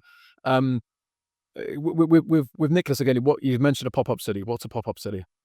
A pop-up city is something that's in between like a conference or a festival and permanent living, where you actually go to a place, I'd say for like a month or more. Typically, it's like 1 to 3 months. And it's, like people want to be where other people are, and actually moving to some new jurisdiction, like that's a big sell, right? Actually moving permanently, uprooting, your family if you have it, putting down roots there is a tough sell. But you only get so much of a feel for a place and for people going there for a week. And so a pop-up, Zuzalo was kind of like the first modern pop-up. It partly relates to biology. Biology had this idea where he did the map of like, I think it was a graph of like number of people and like duration. And he's like, hey, there's this missing spot here for like 1 to 3 months. And so, Vitalik and other people created Zuzalo in Montenegro. I guess it's 2 years ago now, where people came for, anywhere from a few days to 3 months. Yep. And you're able to really get to know people and form a community, form strong bonds. It's not a festival that's all play. It's not a conference that's all work, because when you're there for 1 to 3 months, you have your work, you have your play, you need your fitness and working out together. Like it's long enough to be a much more meaningful test of what it's like to live in a new society. And I'll toot my own horn and say that actually my first version of the seasteading idea was something called the Ephemeral Festival, where I was like, hey, nobody's going to move to a new legal system unless they've tried it out. I was inspired by Burning Man. I went to Burning Man, every year from like 2000, 2005. And I was like, well, what if we set up a bunch of boats in international waters and we actually signed on to like contractually live under some different legal system for a week? Then maybe we could like try this out. So it was only a week, but it was this, try before you buy kind of idea. Yeah, no, people bring it up as a sort of a, yeah, I think it stuck with a lot of important people actually that you ended up getting through there. You also mentioned Balaji there, and sort of like this, like, not, beyond his graph, there's this network state kind of like concept. What's the network state? Well, Balaji views it as a set of people who organize online around shared values, and that eventually crowdfunds territory and makes things like charter cities or eventually sovereign nation states. It's a little tricky because he kind of like he's this incredible thinker, like the most idea dense person in the world, maybe, as Mark Andreessen says, and I kind of agree. And so in his network state book, he wraps like all of Balaji's big theories about the 21st century and the world into it. I think the network state movement has had a little bit of trouble figuring out exactly like what it is and how to get there. I actually have a different definition of a network state, where I look at it as basically like sovereignty is this huge bundle. You're in a country and they're giving you your roads and your education system and your national defense and your like travel documents and all of these other things. And to me, what a network state is replacing parts of that bundle with internet native, values aligned groups of people implementing them. So to me, for example, like online education is a part of the network state bundle, because you're replacing this thing that's done by government. I think travel documents is a great idea. So, it's kind of like ridiculous and sort of historical accident that the way our international travel documents are done is through your like home country of citizenship. Like actually, to me, it should be more like a letter of credit. You need an organization that's good at doing background checks and making sure they don't approve terrorists, but there's no reason it needs to be a country. So a group of people who organized online, and eventually got large enough and powerful enough that they could get travel documents accepted by other countries. To me, that is a network state, or it's a part of the network state puzzle. And maybe we can view as like assembling these puzzle pieces of replacing bit by bit things that sovereigns do right now. And then the network state is the endpoint, where you have 21st century versions of everything and can put together the complete packet. That's kind of how I do it. No, there's just so much there. Um, have you invested in any pop-ups or network states? Nope. We focus on, to me, like things work better in the digital world. We get more progress. These characteristics I talked about the governance industry, high customer lock-in, high barrier to entry, that is the opposite of the world of bits. In the world of bits, it's easy to switch. Generally, and it's easy to start new things. And so things progress there much faster. To me, the bottleneck is the world of atoms, is physical jurisdiction. And so that's my focus. Yeah, that's interesting. And so like there are, again, the reason these are all sort of in the same kind of a conversation is that I think there are people that are around the sort of pop-up city network state stuff that are interested in getting to something like a charter city. Again, do you think these movements are helpful and indicative of like progress towards charter cities, or do you think that these are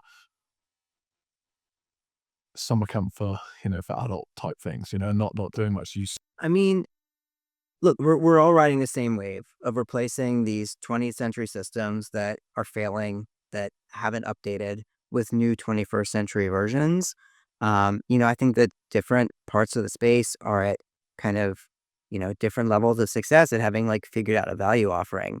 I know, look at like cryptocurrencies, which is kind of replacing money and banking, right, with a new 21st century version. And I would say that, there's some things like Bitcoin that have this clear value offering of like non-dilutive money.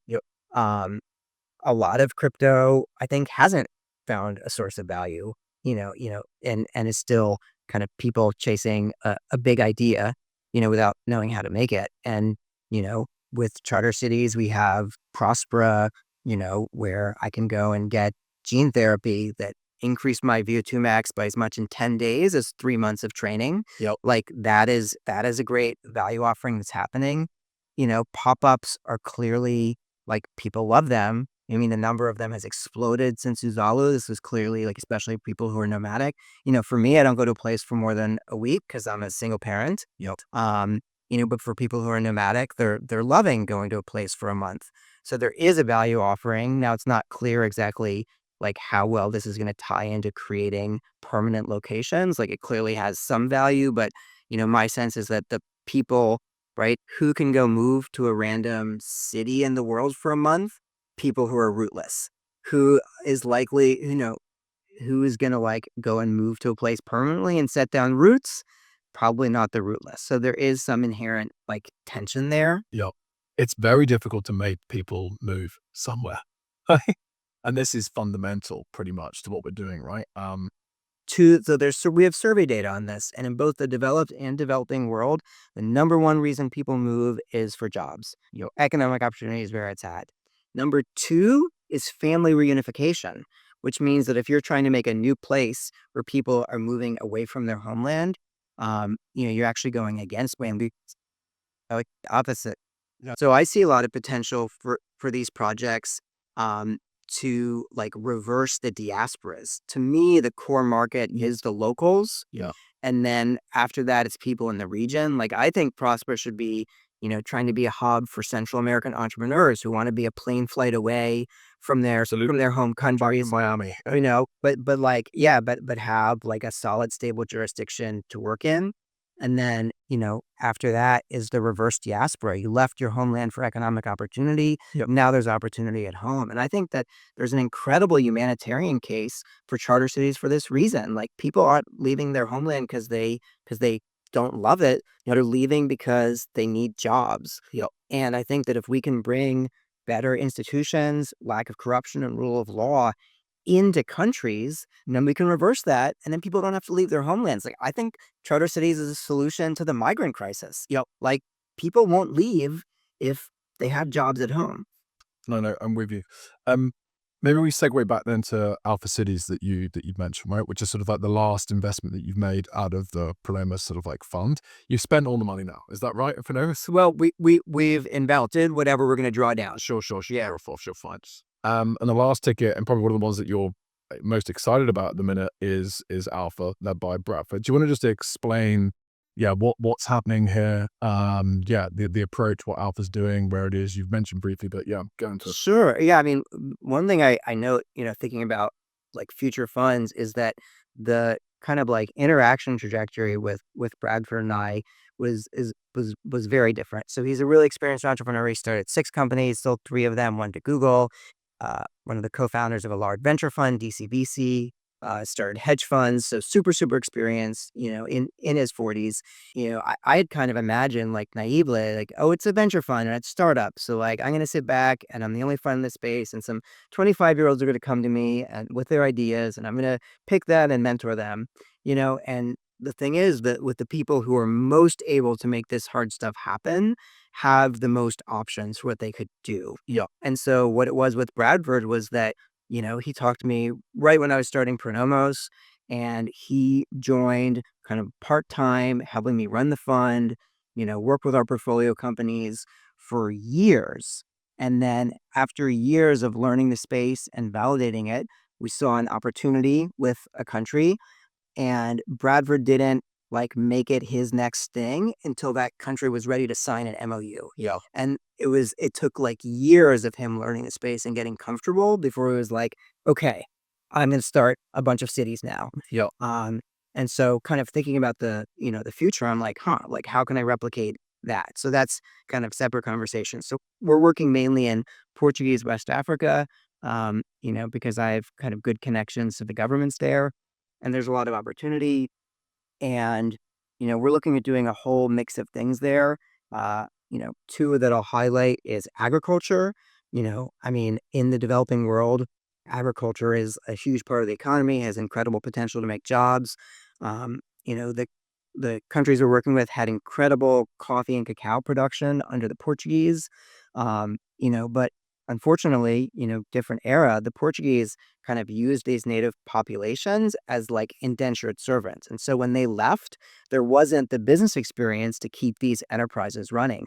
And yet, some of the best coffee and cacao in the world. So, we're going to reopen those plantations and add things like ecotourism where they want to come and stay and see where these products are being created, Yeah. grow coffee and cacao, do some like vertical integration where often in the developing world, resources are extracted and then they're sent elsewhere to more developed economies for the later stages of processing, whether that's, roasting coffee beans or, doing stuff with rare earth metals. But that means that the value chain is mostly happening outside the country. And so kind of a replicable pattern that we're seeing and what can be done is just taking that next stage processing and bringing it into the country and taking the next stage processing. It's really going to do things like that. So I'm really excited. Unfortunately, the time from scratch for coffee and cacao is like 5 years. So like I'm going to have to wait 5 years before I can be like giving my friends like, we grew these coffee beans or try this incredible coffee. I can't wait. I'm really excited for that.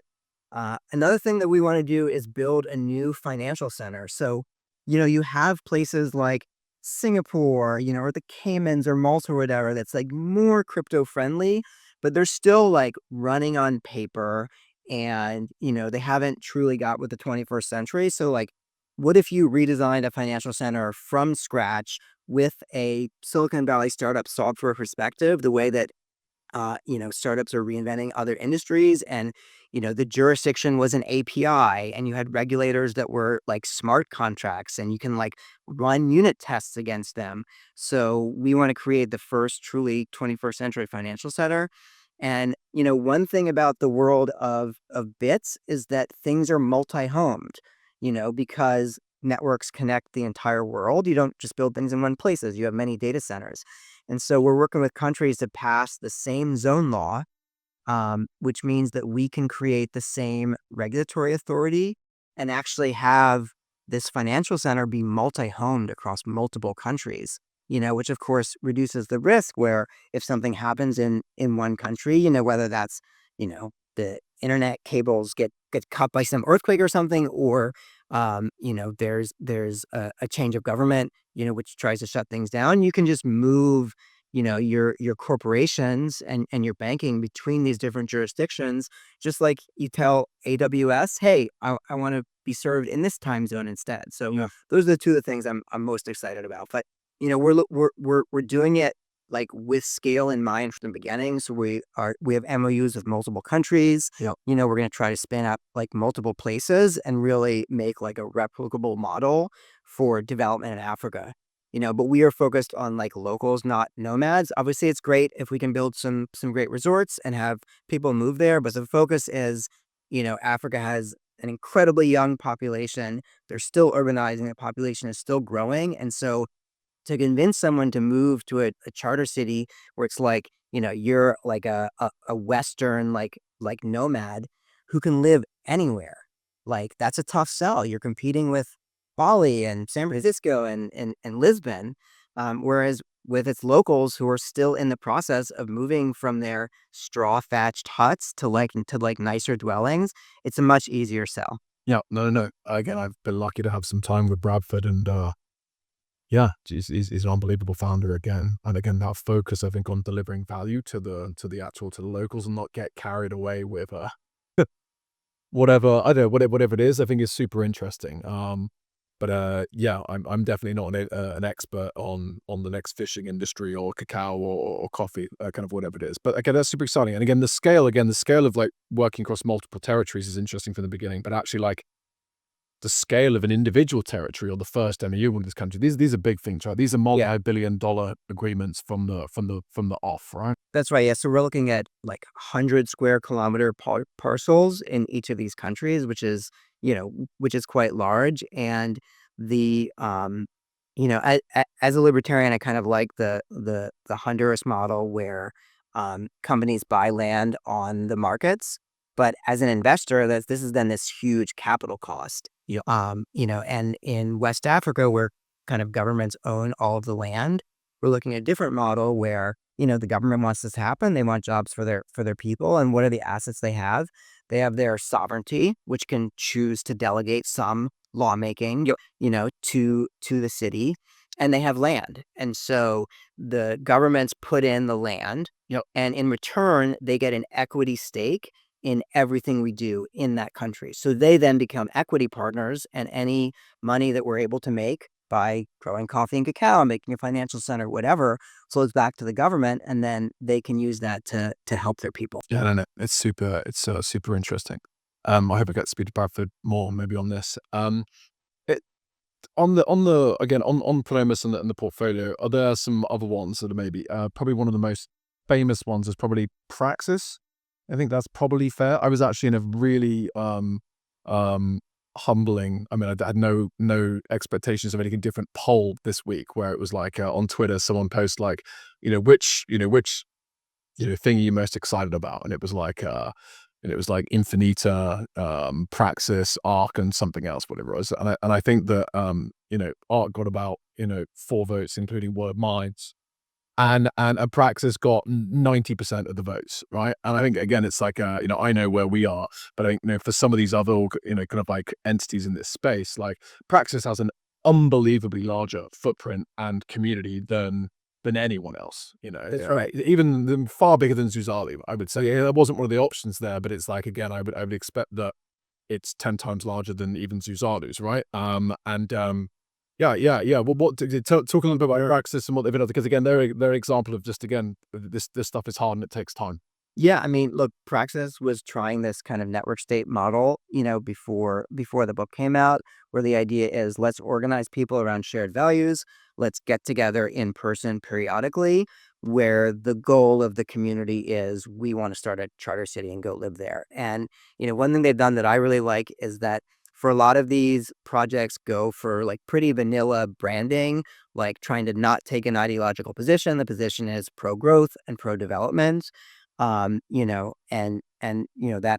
has its benefits. I generally advocate for that. But Praxis is more like, hey, like if you want to inspire people enough to go and move, to leave their country and go someplace, like they need to have something they believe in, and actually having something polarizing is a good thing, right? Like feeling like, hey, we're a bunch of people who have different values than other people. And so they've kind of taken this like hero futurism aesthetic. It's somewhat like it's time to build it, like EAC, like Peter Thiel, like this kind of like, hey, like we can make a great future and we should, and that's awesome. So I really appreciate that about them. And they have a large community that's really interested. One of the things about them is that I think that there are a lot of people who have negative opinions because what's visible with Praxis is like things like the parties, um, And they have had a lot of incredible progress with governments that they keep very close to the chest because those relationships are, are potentially vulnerable, and, they want to be developing things until they're solid. But as a result, I think that like the picture that people have of praxis is pretty distorted. And, I haven't always agreed with all of their decisions, but I'll say that, um, Dryden is like for me, one of the top like 5 people in the space who sets my mental models. I feel like I'm one of these people, for a lot of people, kind of defining the space and how to think about it. People like Balaji and Bradford as well, and Dryden. Like those are the people who come to mind where like I have a conversation with him and I come away with new mental models that I then use, for an extended period of time. So I think he's like brilliant at understanding the space. And one thing I think that they did, which was a mistake, is focus on Europe. They got really excited about being on the Mediterranean and like revitalizing the ancient values, which I'm personally like very excited about. Sure. Bringing back like the virtues and the Greek city states and all that. But Europe is a very, very moribund, like slow place to build. And even though I feel like Praxis got a lot of traction with a couple countries there compared to what you might expect, great traction and great interest. But even especially in the EU specifically, even a super interested country, first off, can only grant you like a limited degree of autonomy and is going to be like very, very slow at doing so. And so I'm really excited that, in the last like year or so, they're focusing on the Dominican Republic. So now you've got like flight access to the US. You've got a much smaller country that's not in a giant bureaucracy like the EU. And so I see a lot of potential there for them to actually build something. The mission continues basically, but yeah, it's taken. I think these guys, they were backed by yourselves and some of very big names in the sort of like space, and had I think a couple of ex European prime ministers help them with some of the kind of like government negotiations. Like, was it just truly a choice of the wrong countries which couldn't actually, even if they wanted to, you know, you know, actually be a party to these sort of like contracts? Well, I mean, there's a lot of pieces to any startup. They've been incredible at finding talent. They've been incredible at raising money. They've been great at, bringing a community together and inspiring them. Um, but they haven't yet kind of gotten across the finish line of getting a government deal along with everyone else in the space. So like one thing that's, kind of been like a little disheartening is like we went from 0 to 1 with Prospera in 2020. We haven't gone from 1 to 2 yet. The number of countries that are considering this kind of legislation and companies is growing, and I think that we will see a significant deal, whether it's from Alpha or from Praxis, maybe the people in Zanzibar. Like I think that there's a good chance that in the next year we'll see 1 or 2 or 3 of these being signed, but Yeah. we haven't yet. And going back to what I said about Honduras, like they initiated this program, they led it.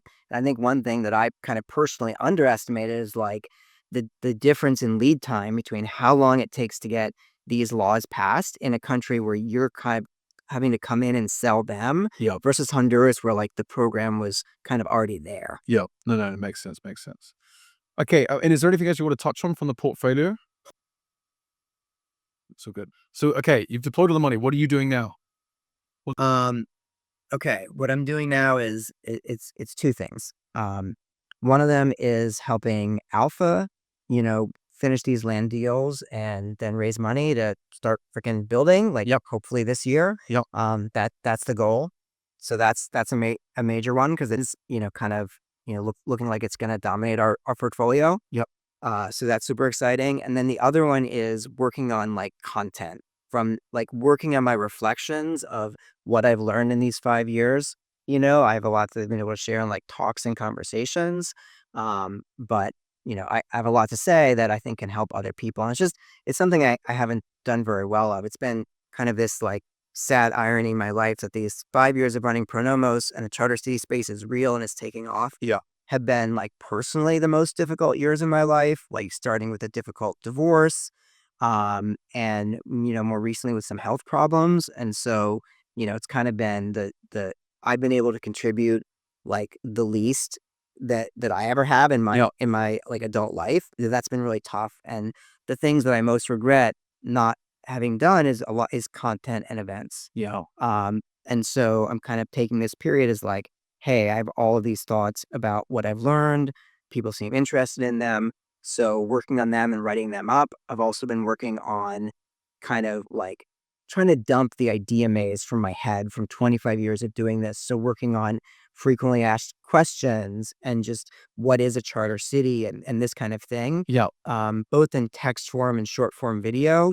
So working on doing a big content push in the coming months to release all of these thoughts, first in text and then video. I really believe that short-term video is the dominant format of this decade. It is what it is. So yeah, helping Alpha raise this content, and then I'll turn my thoughts to fund two, and how do we do it differently? How can I engage more people like Bradford, or to the degree that I'm working with young founders, maybe doing something like an incubation cohort where like, sure, this stuff is really hard, but if you get a group of people together and put them together with the right advisors, maybe like 10, 25-year-olds can start some businesses. No, sure, makes sense. Maybe again back to some of the sort of like the theory. Like, what should a government do? I don't know. I think to me this is at the level of like, let's build some stuff and have different people answer this question in different ways and see what works. I do think that what a government should do at the beginning is much, much more than what it should do when a country is scaled. Like eh, you could kind of view this stuff as like, oh, we make a great legal system. We made the platform and the container, and then a bunch of businesses will just like come in and flourish. And like that does not work at the beginning. Like you need to be top down. I mean, Singapore again is an inspiration here where Lee Kuan Yew like really deliberately like picked certain industry clusters and made sure that the partnerships were there and people got the training. And then he picked new industry clusters as the country got richer and people were like upskilled. I think you actually do want a lot of top down at the beginning. So to place like Alpha, we're ready to like do the work to bring these in and start the anchor tenants ourselves. And of course, if there's somebody who's like, hey, I like I'm great at like fishing or mining rare earth minerals or stuff, and I want to work in your jurisdiction and I'm going to do it. Amazing. Like, look, the more people bringing like management experience and capital, the better.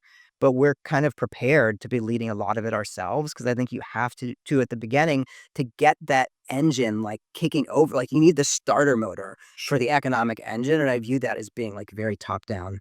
No, it's interesting, right? And that might be a little bit, are they conflicting with a sort of libertarian approach, maybe, at least. But the point is, I guess, that you need to drive these things into being, they're absolutely not, right? It's like we said, Prospera managed to get that charter. We talked about some of the portfolios struggling to get a charter, right? Then there's some that have got a charter, but then once you've got the charter, it's like unbelievably hard to do stuff, right? And it doesn't just happen of its own. It's not going like build it and they will come, right? You have to like absolutely kind of like lean into this stuff. This is where I like this engine model, right? An internal combustion engine, like once it's going, is in a stable state where you're feeding it fuel and air and it's spinning, right? But it needs some external force to get the engine to turn over and start spinning, and that's what that giant car battery is for in your car, just to like get it spinning. And I think that these spaces need that starter motor. Yeah, and I think this is something that's missed though, again, by I think that people hear about this, maybe particularly the press, and they almost feel that we're just like trying to build anarchy. And it's like, wait, there's like, I just don't understand where people get behind this. It's a complete, it's at the point you're designing a different set of rules, not a complete lack of rules. Absolutely. Get a charter with no rules, nothing is going to happen. Yeah. Absolutely. It's the point that it's not a lack of regulation, it's a particular form of regulation to try and drive a different outcome, right? Laws are our product, like, and laws are our art, right? And the idea of ephemeral was like Burning Man, but where the art is like designing different ways of living together. I wrote when I was a political blogger in the 2000s, I wrote an essay on anarcho-capitalism, which is a proposed alternative political system where you have private companies creating and enforcing the law, and you sign up with a law provider the way you would sign up with like an insurance company today. And I was like this is not about going from having state police to no police. Yep. This is about from having one police force to a bunch of different police forces, and you can pick which one. It's exactly the same thing. Like, we want more laws in the sense that we want more varieties of legal systems. It's not at all about abolishing the laws. The laws are the core tech stack for our product. Yep. No, but I think this is like just sort of like completely missed, kind of like by people. But maybe to dive into some like examples of that, I think like just for myself, the more I look at any given industry, right, I realize that a lot of the problems in those industries are structural, and they are structural problems caused by governance, right? Outside of industry. And actually, you saw my talk a couple of weeks ago here. I talk about the reason I've got involved with this, because for me, the deepest problem is the problem of governance, which then like defines or constrains the available solution space for any given problem in other industries.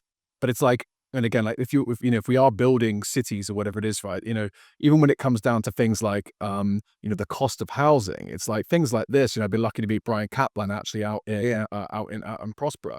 But it's like, broadly, the more I've looked at this as well, it's like anywhere housing is expensive, it's because the government has stopped you building new housing. It's like a really simple thing. And I guess this is where it comes back, and I want to bring up this point where in these charters, you are acting effectively as a designer of some description, right? And you have a choice about like what the rules and the regulations are, and then they drive different outcomes. And I think like some of the things people don't realize is that there are design decisions within our existing governments that have particular outcomes almost as certainty. It's like, San Francisco as an example, or like London even example, have unbelievable restrictions on the height of buildings across substantial portions of the town. San Francisco is something insane. I don't want to completely say they're wrong, but it's something like 99% of San Francisco, you can't build above like 3 floors, whatever it is, right? London's slightly different. They have protected views. So that's why in London, there are just vast places where there are no high towers, because you need to be able to stand up and look across the city. And it's like, this is on one side, it's like, Right, China is eating our lunch. Right. But there are different, but it's like you're designing a different world. And the world you might be designing for is one which is like high on poverty and high on beauty, right? Because the cost of living is twice as high everywhere, because you're not allowed to build houses above 2 floors. But then actually it's really lovely for everyone that is there, right? The inverse design decision is actually that the houses can all be as tall as they bloody want, right? And living is basically free. But it's like there are these trade-offs that are sort of like there's a happening here. And I guess not so this was necessarily a question, but it's like, are there particular industries or particular, I guess, like problems of governance that you think are like ripe for, I guess, like different experiments, or where we really kind of like get to unlock value from this stuff? I mean, yeah, I think there's so many, and in the projects we work with, it ends up being very like local, right? Identifying these industry clusters. It's like, what are the skills and resources that are available, and what is the adjacent possible we can build, like like coffee and cacao in West Africa. I do think that like medical innovation, it's really for this entire period. Like I said, like before I started the Charter City Company in 2011, we were looking at doing medical tourism on cruise ships. And I still think it's something that could be done. Travel from, LA and San Diego to like the northernmost like Mexican port, because a ship you have to have 2 different countries in your itinerary to be under that flag regime when you're outside 12 nautical miles. I think it's incredible. I mean, the FDA is absolutely terrible, right? It's the cost and time to create new drugs. It's now 10 years and $1 billion, and it's been rising for decades. Yeah. It's just terrible. And there's even the most like common sense things like, well, the EU it's just as difficult to, they do just as much testing in the EU as the US. Why would we not just like automatically approve everything that's in the EU? And there's some countries that do this. They're like, if it's FDA or EU, like maybe there's one more jurisdiction, then you can use it here. And so that's something where like, the biotech revolution, it's been slow to come.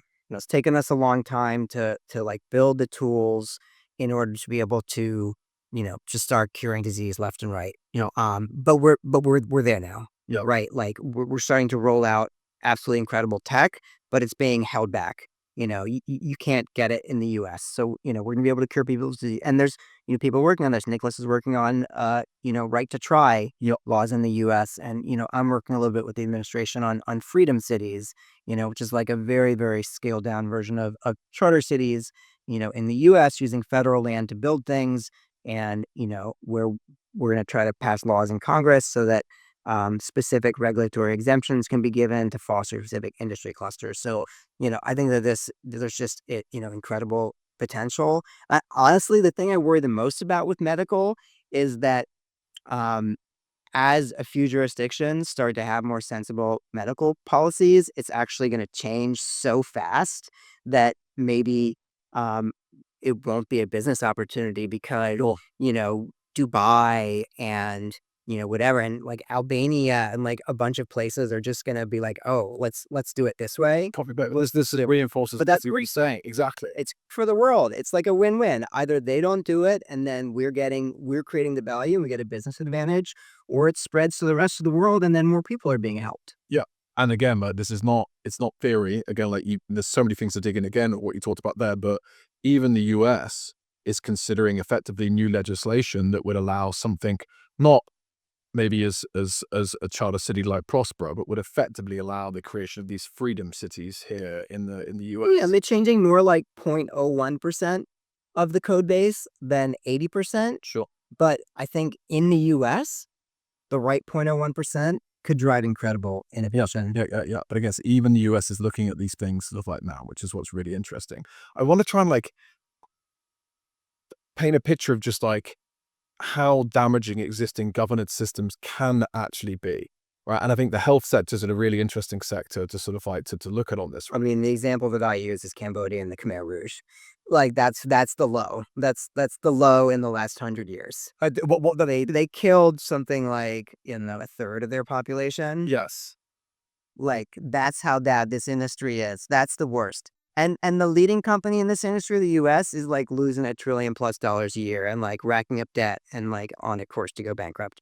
This industry is like completely fucked. Yes. And again, but it's like the FDA is an example, right? In the US, right? The leader of the FDA and the FDA, it doesn't wake up every morning and think like, how can I fuck my citizens most, right? I don't think it is. I genuinely believe that the absolute vast majority of people that are in existing systems of governance are good people trying to do good things for their citizens, that they are bound. So there's only so many things that they're actually able to do, and they can actually change very little. And then, but they're just like, whatever their intentions, the actual system manifests in a way which is extremely detrimental to us, right? So it's like, again, we can give examples in the US where it's like, even like you brought up right to try, right? It's like you're literally going to die tomorrow, and there's a drug that might keep you alive and might literally solve you, and you are not allowed to take it, and you are going to die tomorrow. It's literally absolutely insane, right? Yeah. And you don't realize about it, you don't take it seriously until it's your family member that's there, right? But this is like, it's laws that literally kill us, like literally unequivocally kill us. And I think that if we could actually sort of not price, but measure this properly. Right? And my view is at the minute that there are hundreds of millions of years of human life that are being lost deliberately by the existing systems of governments, even in somewhere like the US. But like, why is this the case when the intentions are good? And why does it now cost $1 billion in 10 years to bring a drug to market, that a cancer researcher has a breakthrough in a lab and they're like, I want to stab myself with this thing tomorrow to stop myself getting cancer. And maybe 60 years ago, that might have taken 6 months and $10 million. And even adjusting for inflation, for some reason, that now takes 10 years and $1 billion for them to be able to, You could probably jab yourself. You just can't jab anyone else. And the company might have an objection to you jabbing yourself, I mean, a couple things, I'll give one which is very specific to medical and one which is general, and the general is that, that high barriers to entry or like high cost of developing a product systematically favors incumbents. It favors large companies over small ones, because if we add $100 million to the cost of getting any drug approved, then, Pfizer is still going to be able to get drugs approved, but a new startup may not. And so we systematically have incumbents trying to pass regulation that makes it harder to enter the market. And an easy way of doing this is making it more expensive. And of course, there's always an excuse, the excuse being like safety. There's actually this, this classic economic argument about the bootleggers and the Baptists, which says that who drove prohibition and wanted to make alcohol illegal was the Baptists, who had a moral issue with it, and the bootleggers who were going to make money off it. And I think you often have this with regulation where you have some mask that you put on it, like we're going to prevent people from getting hurt by experimental drugs, and then you have the people who make money off it. And that's kind of applies broadly. And then for medical specifically, there's this problem that if one person dies of a side effect from a drug that could have been tested more, and you can always test more, then that's a name and a face and a story. If 100,000 people die because there was a drug that could have prevented people from having heart attacks, and there's tens of millions of Americans who are at risk of those heart attacks, and if they took this drug, 1% of them would have not had a heart attack and would have survived. That's hundreds of thousands of deaths that are we don't know their names. Yeah. We don't know their faces. We don't know their stories. Yeah. Right. And so these statistical deaths are just dramatically underweighted. And so, of course, the FDA doesn't want a news story about someone dying, but the weight of the news story that says hundreds of thousands of people died because, I mean, this is like not just a random example, specifically like drugs that saved lives in the EU took 10 plus years to be approved here, even though they've been through just as stringent a process. And that cost hundreds of thousands of lives. You can show that mathematically, but those lives are invisible. Yeah. I think that's part of the challenge. It's just a bit, again, those people in charge see it working in Europe, want it to work here. Why have we ended up with a process that just, why isn't there change? Why do we have to go and build a new charter somewhere to start from scratch? Why is it so difficult to change these sort of existing systems? I guess that Balaji was sort of famously offered like maybe the top job, second job at the FDA, right? And he was like, oh my God, it will be so easier to burn this stuff down and start from scratch than it will be to actually change sort of like the system. And I guess that there's a deeper question here again. It's sort of like, because it's not just a problem in health. It's not just a problem in the US. It's, when we go back to the decline of the UK or just like Europe in general, these places, right? Like the pace of change in the world is also increasing. Yeah. And we have systems where laws and whatever it is are maybe, written at the same pace that they were 100 years ago. I don't know. Yeah. What's the deeper problem here? Why is there even a problem? Like what's going on? Like why? Sure. I mean, I think there's a bunch of different reasons. One of them is like the larger an institution is, generally the less innovative it is. There's more people who can say no, and the slower it is to change. And our governments are very, very large. And because power tends to centralize, even though like in the US, we have the 50 different states, most of the power and the regulations are done at the federal level. So that's one reason. Also, like, I think it's just as true for institutions as the human brain that old things are worse at adapting than young things. I mean, in the same way that our brains are more neuroplastic when we're young, as institutions age, kind of you get entrenched power structures and people find ways of protecting their departments and their jobs, and you just get more and more barriers to innovation, and our governments are aging, the US and especially the UK, but we're talking like centuries old. So I think that's part of it. As you said, the pace of change of the world is changing, but our institutions are not. We have not redesigned our institutions mostly so that they're able to change faster, and so the rate at which the institutions are getting out of sync is increasing. And we're richer and more stable, and we've like there's far less violence than there ever has been before. There's less warfare, there's less revolutions, and that's great. And like the flip side of that stability is that, a revolution is a chance to try something new. And we need ways of having like bloodless revolutions. I mean, this is one of the things I'm excited about with seasteading is that, on the ocean, you can move buildings around. Like that's the nature of the fundament that you're building on. And so you could potentially have a floating city where an unpopular government is elected and starts doing a bunch of things. And then half the city floats away and makes a new organization. This actually came from my dad's book on anarcho-capitalism, Machinery of Freedom, where he just said, as a thought experiment, imagine if everybody lived in RVs, in camper vans, and the government declares an unpopular war. And they wake up the next morning and there's like a general and 6 war journalists, and everybody else has just, driven away and lived someplace else. So, I think there's a bunch of reasons why our institutions are slow to adapt, and it's a freaking problem because this is our civilizational operating system. No. And so it's like we need to be building and testing like new 21st century systems before the 20th century ones collapse. Yeah, I think is where I always come back to this. It's like, look, it may be that the systems we built are the best there is, but it seems at best that is hubris. Otherwise, it seems extremely unlikely that is the case. Again, we shouldn't exactly, right? And so I think we should at least try, particularly New technology. We've learned so much in the last 250 years. We have brand new technology. Yeah, like it's basically impossible that the best way to structure a government in 2025 is the best way, in 1787.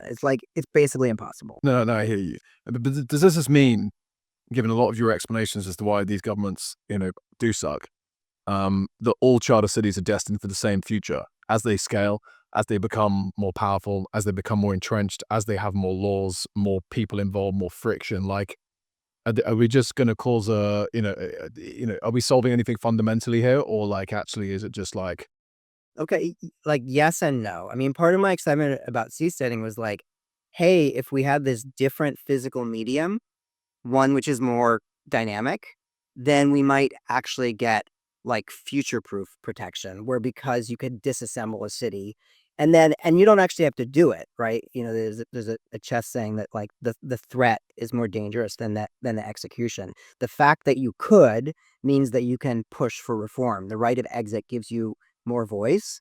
But yes, as charter cities age and grow, then any institution, they're going to get worse at coping with change for sure. But, knowing that, we can try to find better ways of designing them that allows for more experiments and more resets. The other thing I would say is just look, this is true for organizations. It's true for corporations, if we set aside the government world. But we still get innovation because there's always new startups, right? I mean, if the existing industry players, as they get entrenched and become dinosaurs, do a bad enough job, then, someone's going to make a new product or service that does way better. And is going to eat their lunch, is going to take over. So even if it's inevitable that charter cities will get less flexible and adaptable as they grow, still from a dynamic perspective of there's startups and most of them fail and some succeed and grow and they become less innovative, but their innovations still persist in the market. We're still getting them. And then a new round of startups comes and brings a new round of innovations, and the existing companies either copy them or lose market share. It's an ongoing dynamic process of improving our technology. No, I agree. It goes back to seasteading. One of the challenges we have, right, is not necessarily a lack of space. There's tons of space to build. Tons of space. The lack of, the right to do new things, or the right to do new things. And this is what's interesting about the sea. It's well, here's this frontier that no one, we're not taking anything away from anybody that already has this. This is what's so interesting about potentially getting up into the stars. It's just an infinite frontier where actually there is. Again, it's you don't want to coerce anyone, right? So again, it's at the minute you have to agree with the government, can you give us this sort of this place, right? So that we can then run this sort of. And space, here's a part of what makes me optimistic is in space, the geography is even more dynamic than the ocean, right? You can move a skyscraper on the ocean with a couple of huge diesel engines. Sure. In space, you can get out and, if you have enough mass, Yeah. you can push, there's not even gravity or the friction of water. And so it's we've built our civilization on land because it's stable and the easiest to build on, but that also means that we're geographically locked in. But most of the planet has a different characteristic of fluidity, and almost all of the universe has a different characteristic. And so in space, you'll be able to like rearrange modular communities, and you can like drag your space city to like a new orbit if you need to. So I'm actually very optimistic about us having more dynamism. It's so interesting because, like, again, Musk is the kind of all the attention is about getting to Mars broadly. I would say from a space perspective, right? Mars is bullshit. Right. Okay. Great. I guess, like, why aren't we doing stuff in low Earth orbit? Why would you get out of a gravity, spend all that money to power all that lift to get mass out of this gravity well and fucking jump back down another gravity well? Like, screw that. Asteroids. Okay. Well, I mean, I think Musk would say, right, this is about making civilization multi-planetary, I guess, isn't it? We can make it even more We're on 100 asteroids. Sip what friggin' gravity well? Those would be even yeah, I can't remember. I'm just trying to imagine this sort of like the arcs or the trajectories of those sort of like asteroids. But are there actually people working? Or, like, why don't we have a huge international space station? I thought as we dramatically reduce the cost of getting a kilogram, It's still expensive, and we don't know how to make economic value. I mean, it comes down to the same basic problem as starting any charter city. It's like, what's going to be the basis of the economy? We have some answers like satellites. Okay, satellites are worth lots more than it costs to get them up. sure. But like actually of course, people have ideas about, sort of like crystals that can be grown better in space and things like that. But and mining asteroids seems like it's obviously going to be huge. But we don't yet have ways of creating value. I think most, like, besides satellites that create more value than it costs to make them happen. So we got to find those things. Yeah. Okay. Well, let's come over to space. I guess just like I want to try and paint some of the kind of like the potential here of just like how good things might potentially be able to be. Dozens of Hong Kongs all over the world with different cultures and approaches, being able to like figure out who your tribe is and then move to a place where like that tribe sets the tone, like bringing economic growth back to the levels that it was before like the 70s, lifting the entire world out of poverty, like having medical technology so that no one ever dies of cancer again, so that we can engineer ourselves to be stronger and faster and live longer, like making death optional. All the good things. There's a lot there.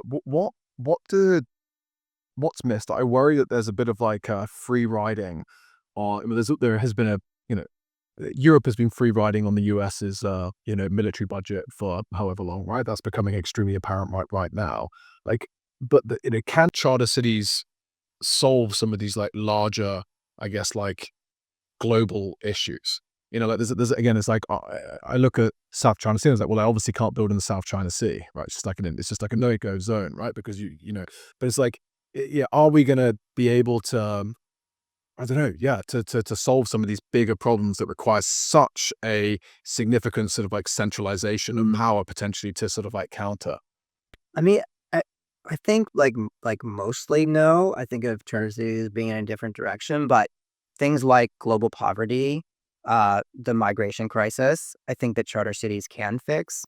And I think it does create a much more multipolar world because, right now when you only have like a limited number of jurisdictions that, have like low corruption, high rule of law, where economic growth can flourish, then of course the wealth is concentrated in those jurisdictions. And if we can succeed in bringing those institutions to the developing world, and having the diaspora come back home and bring all of the business knowledge they have from having been in a high growth society, back to their home countries, we actually create like a much more decentralized world. I think that that'll help a lot of these things. That's one of the things I worry about decentralization, is that we sort of like decentralize ourselves first before the other side.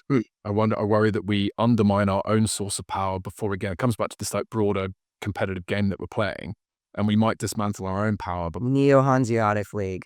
This is like, when you have many small jurisdictions, they need to put their voices together, just like there are coalitions for, small nations, for South Pacific island nations. Yeah. Like, we need to have coalitions to have a seat at the table.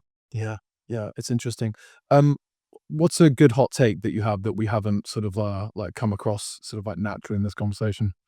I mean, one thing that I see a lot of interest of in this world that I'm like skeptical of. Okay, it's like self-sufficient communities and like small communities that are autonomous and want to be charter cities. There's like two related things where like there's, I think there's always been like an appeal to the pastoral lifestyle simply because that was our evolutionary environment.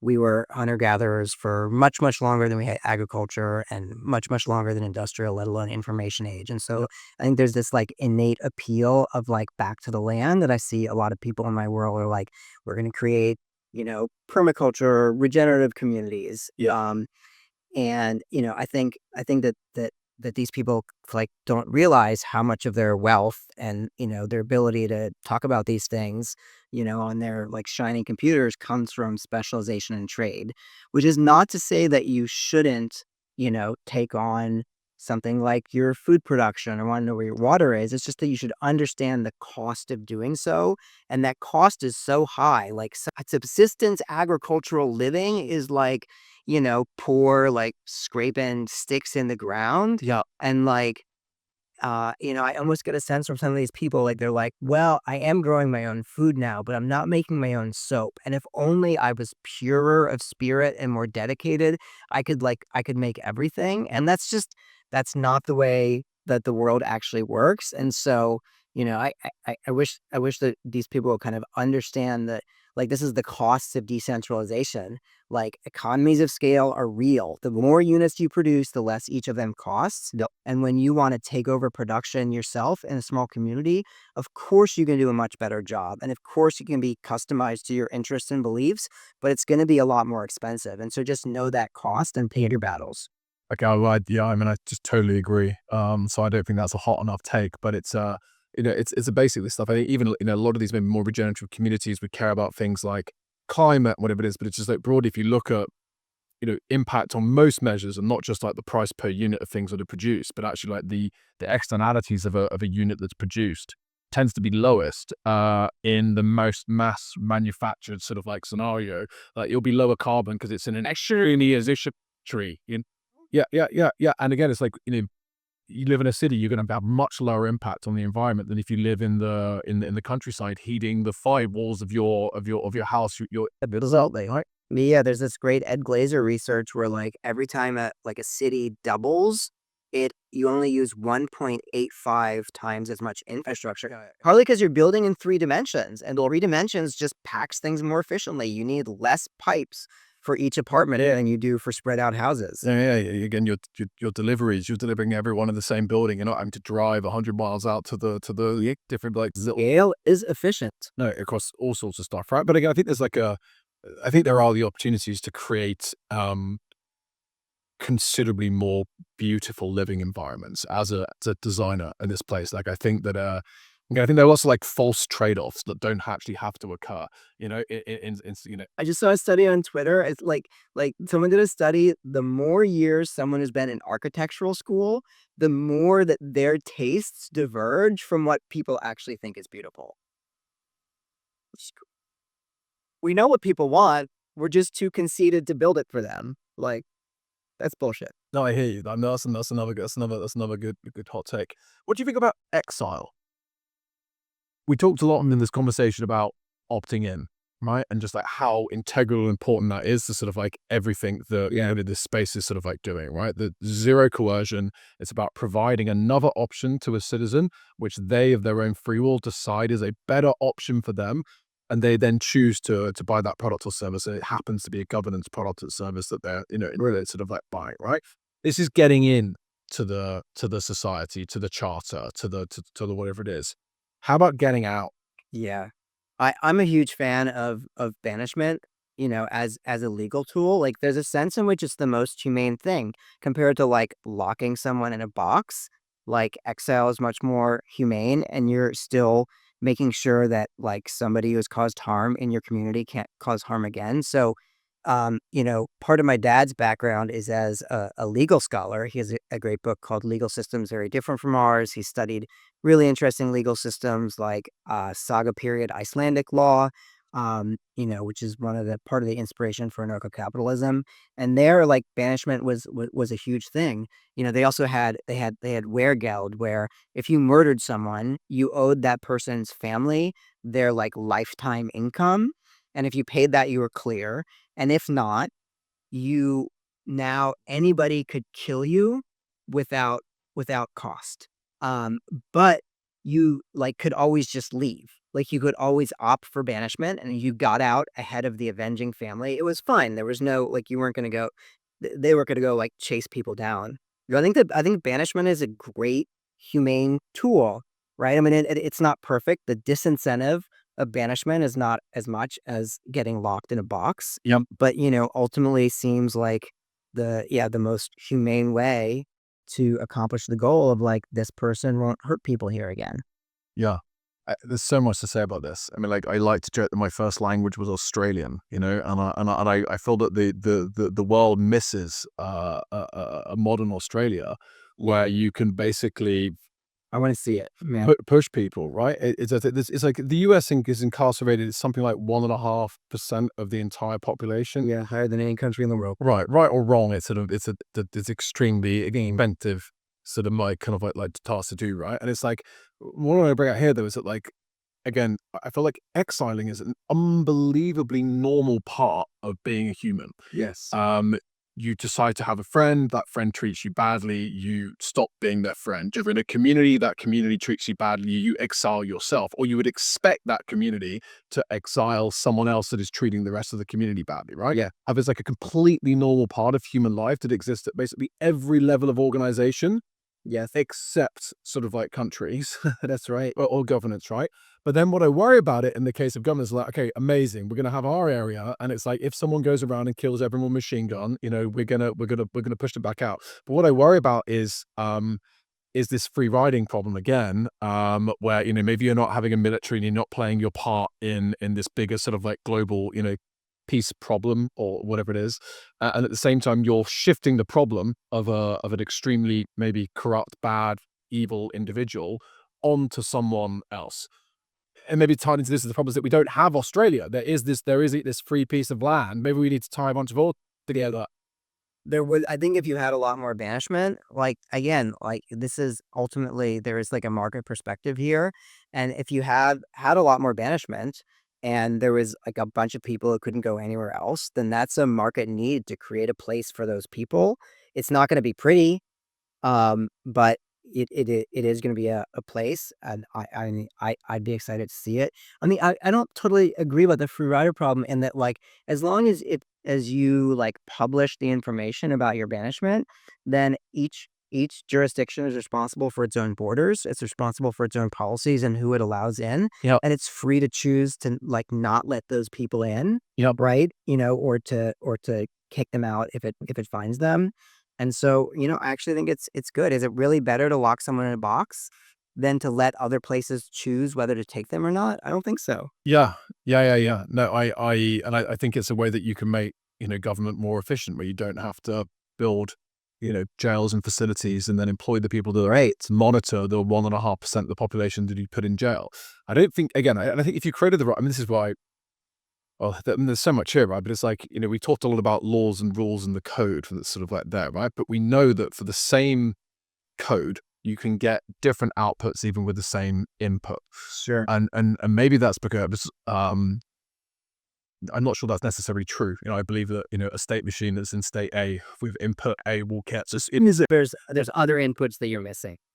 the point, right? This is not just state machine. And this is why I want to bring up culture, right? Because there are a set of rules, but actually how things happen day to day trend into sort of like culture. And I guess like, have you thought much about, okay, you design this great set of laws, whether it's in Prospera, whether it's in Capo Verde or Sao Tome, whatever it is, you can still have completely different things manifest in the same sort of like system of rules. So like, I guess like, how do you think about the opportunities to innovate in culture or in religion or just these sort of other like very important parts of the puzzle? Because I certainly don't have my own answers yet to things like religion.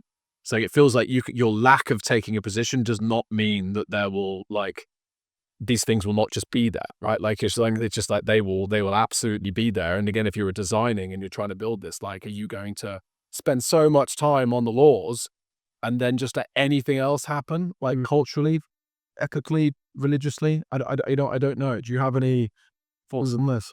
Yeah, I mean it's a tricky question, and I think that different places should try different solutions. I mean, the way I think about it is like, look, we're not changing all of the inputs, right? But we're changing a really important input, like which is the legal structure and the legal system, and that's going to change the output.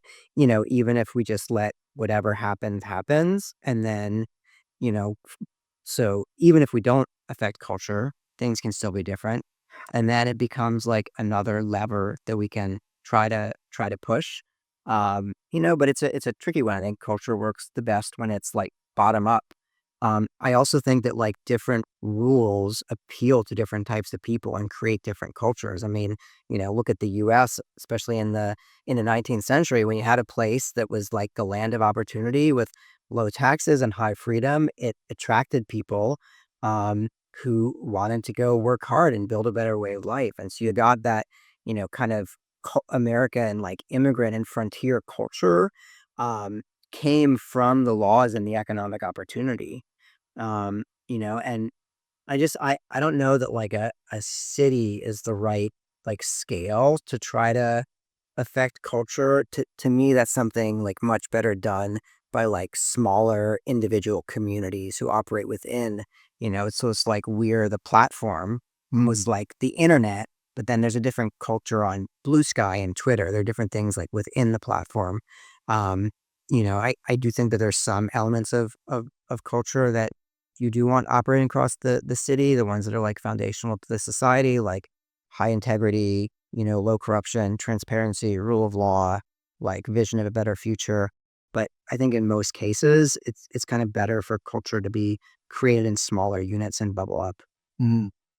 Again, there's either so much in there, right? Because it's like, sorry, it goes back to that point about like, it's not a lack of government that is the goal here. It's a different type of government, which allows a different outcome to come in, right? And it's like, whenever you are, and if you are, okay, actually removing a piece of governance somewhere, it's sometimes it's that governance is not necessary. It's an unnecessary page of a law, right? And it achieves the same thing on page less, right? But sometimes the removal of something requires some other system to perform that function, right? Yeah. It's not, and so it's like, and I think again, maybe potentially as a libertarian or whatever, it's like actually a big part of maybe what's happening here, maybe this is cultural change. It's like, it's removing responsibility away from the state and giving it back to the individual.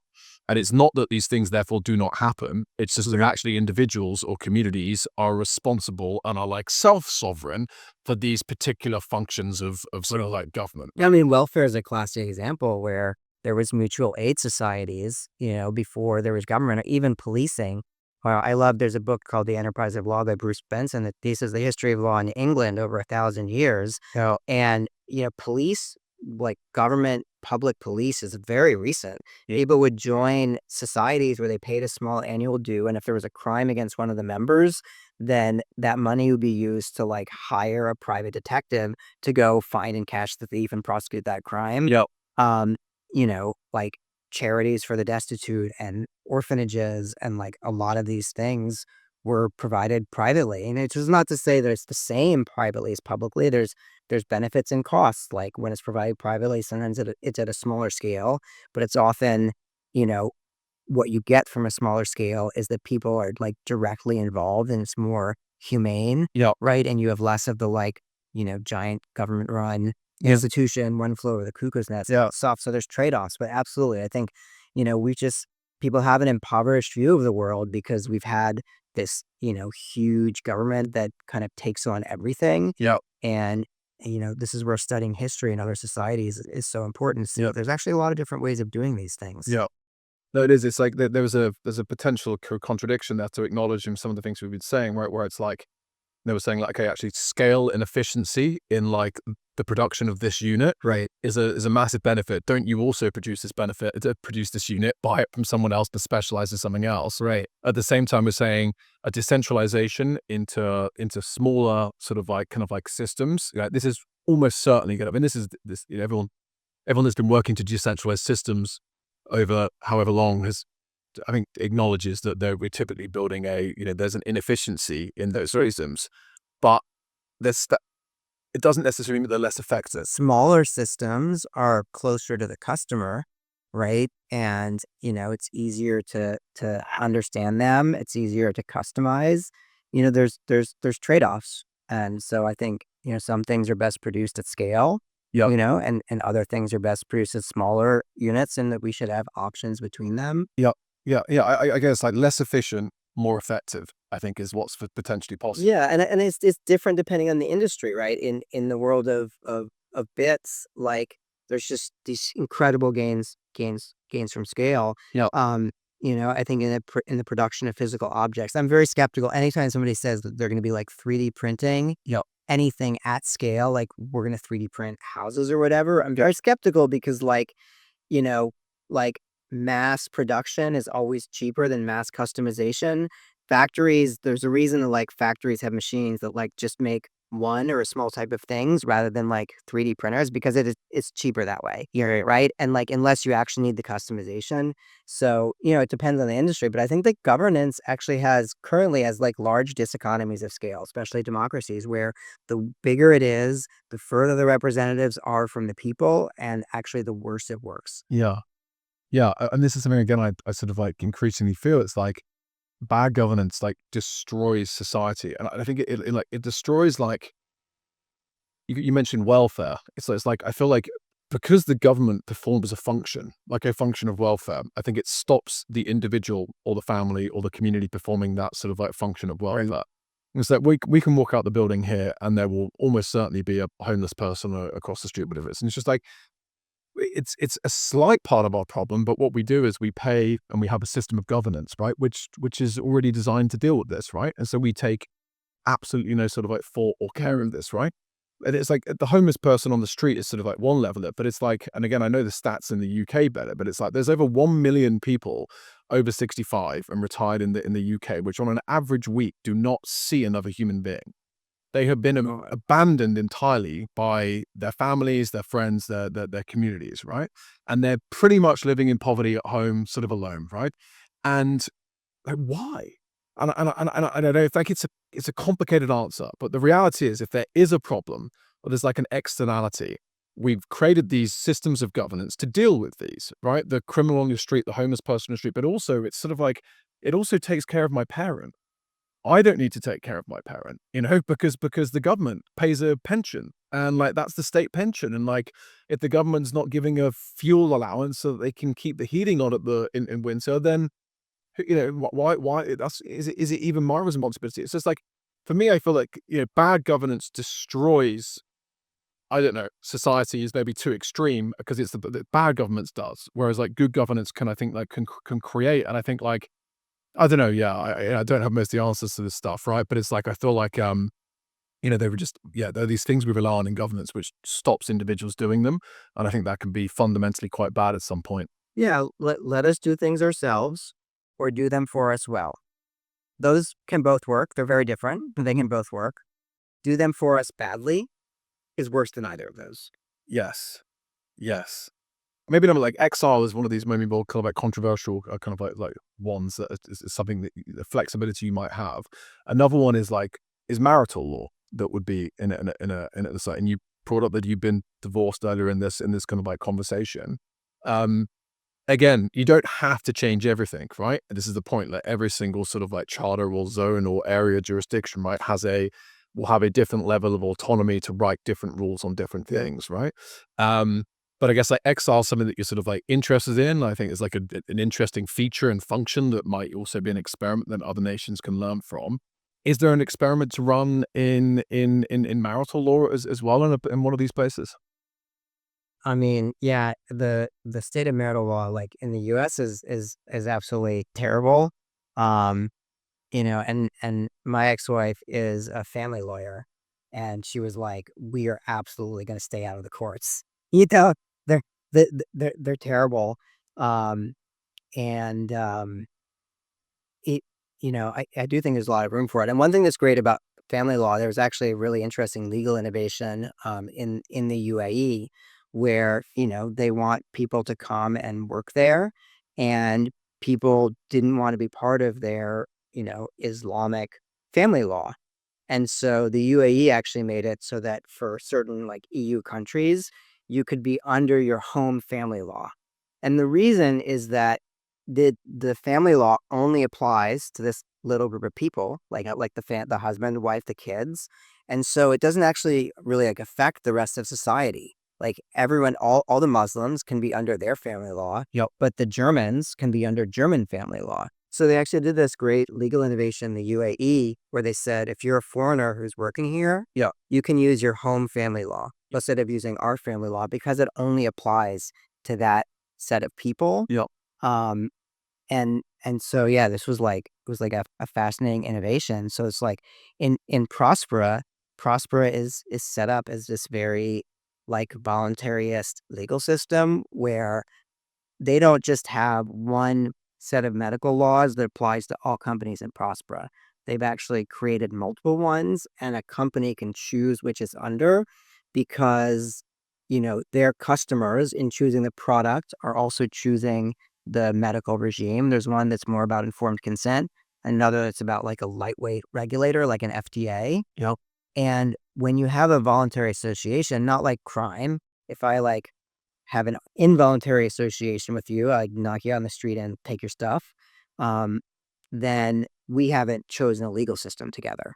But for all of these like commercial interactions, there's no reason that you can't have different laws that apply to different companies, making different products. And so this actually lets you have like evolution where a company is kind of working into a customized law that works for them, and you as a consumer can decide whether you want it.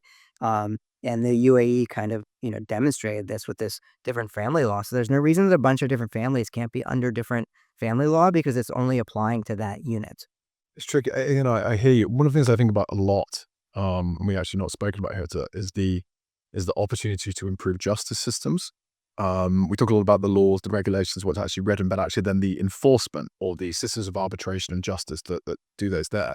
I guess I came to my head there because one of the things that I worry about, and with Prospera as an example, is like, okay, great. There's now, you can write your own laws, and actually thousands of people can write their own laws and can have their own marriage contracts or whatever the hell it is, right? And one can be in Arabic and be under Sharia law, and one can be, in English. Like, all of this seems to me, again, inefficiency and makes arbitration and systems of justice more difficult. Do you think that's fair or not?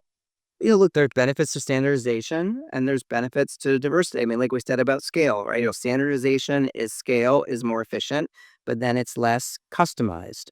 And if consumers get frustrated by the number of different legal regimes and Prospera for a different product, then they can choose to stop using products from people who use a non-standard one, but they have the option, right? We can kind of find out what that value is of standardization versus diversification. And it's not that I think that there's no benefit to standardization, but that we've just gone way too far. Here we are in the US with 350 million people, with the vast majority of the regulations applying the same to all of them. An incredibly cumbersome process to change them. And I think that's too far towards standardization. Yeah, no, I hear you.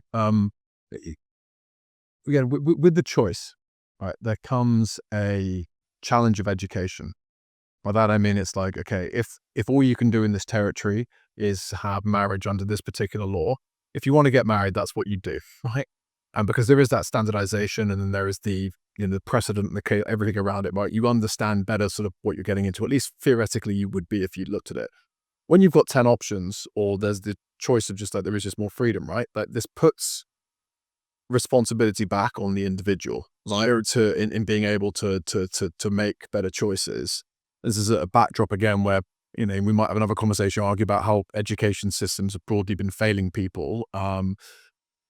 Yeah, is that an inherent flaw in some of this, or can we truly just trust the individual to make decisions for themselves? Like, this is called the nanny state at times for some reasons, right? Yeah, I mean, I mostly trust people to make these decisions, because they do it experientially. They talk to other people who have used this product and service and they learn. And the other thing is that, I mean, we look at like consumer reports here in the US, is like, if there's a need for, to have scale in evaluating legal options, then you can have private organizations that do that. And we do in a lot of cases. I mean, the bond rating agencies are private organizations.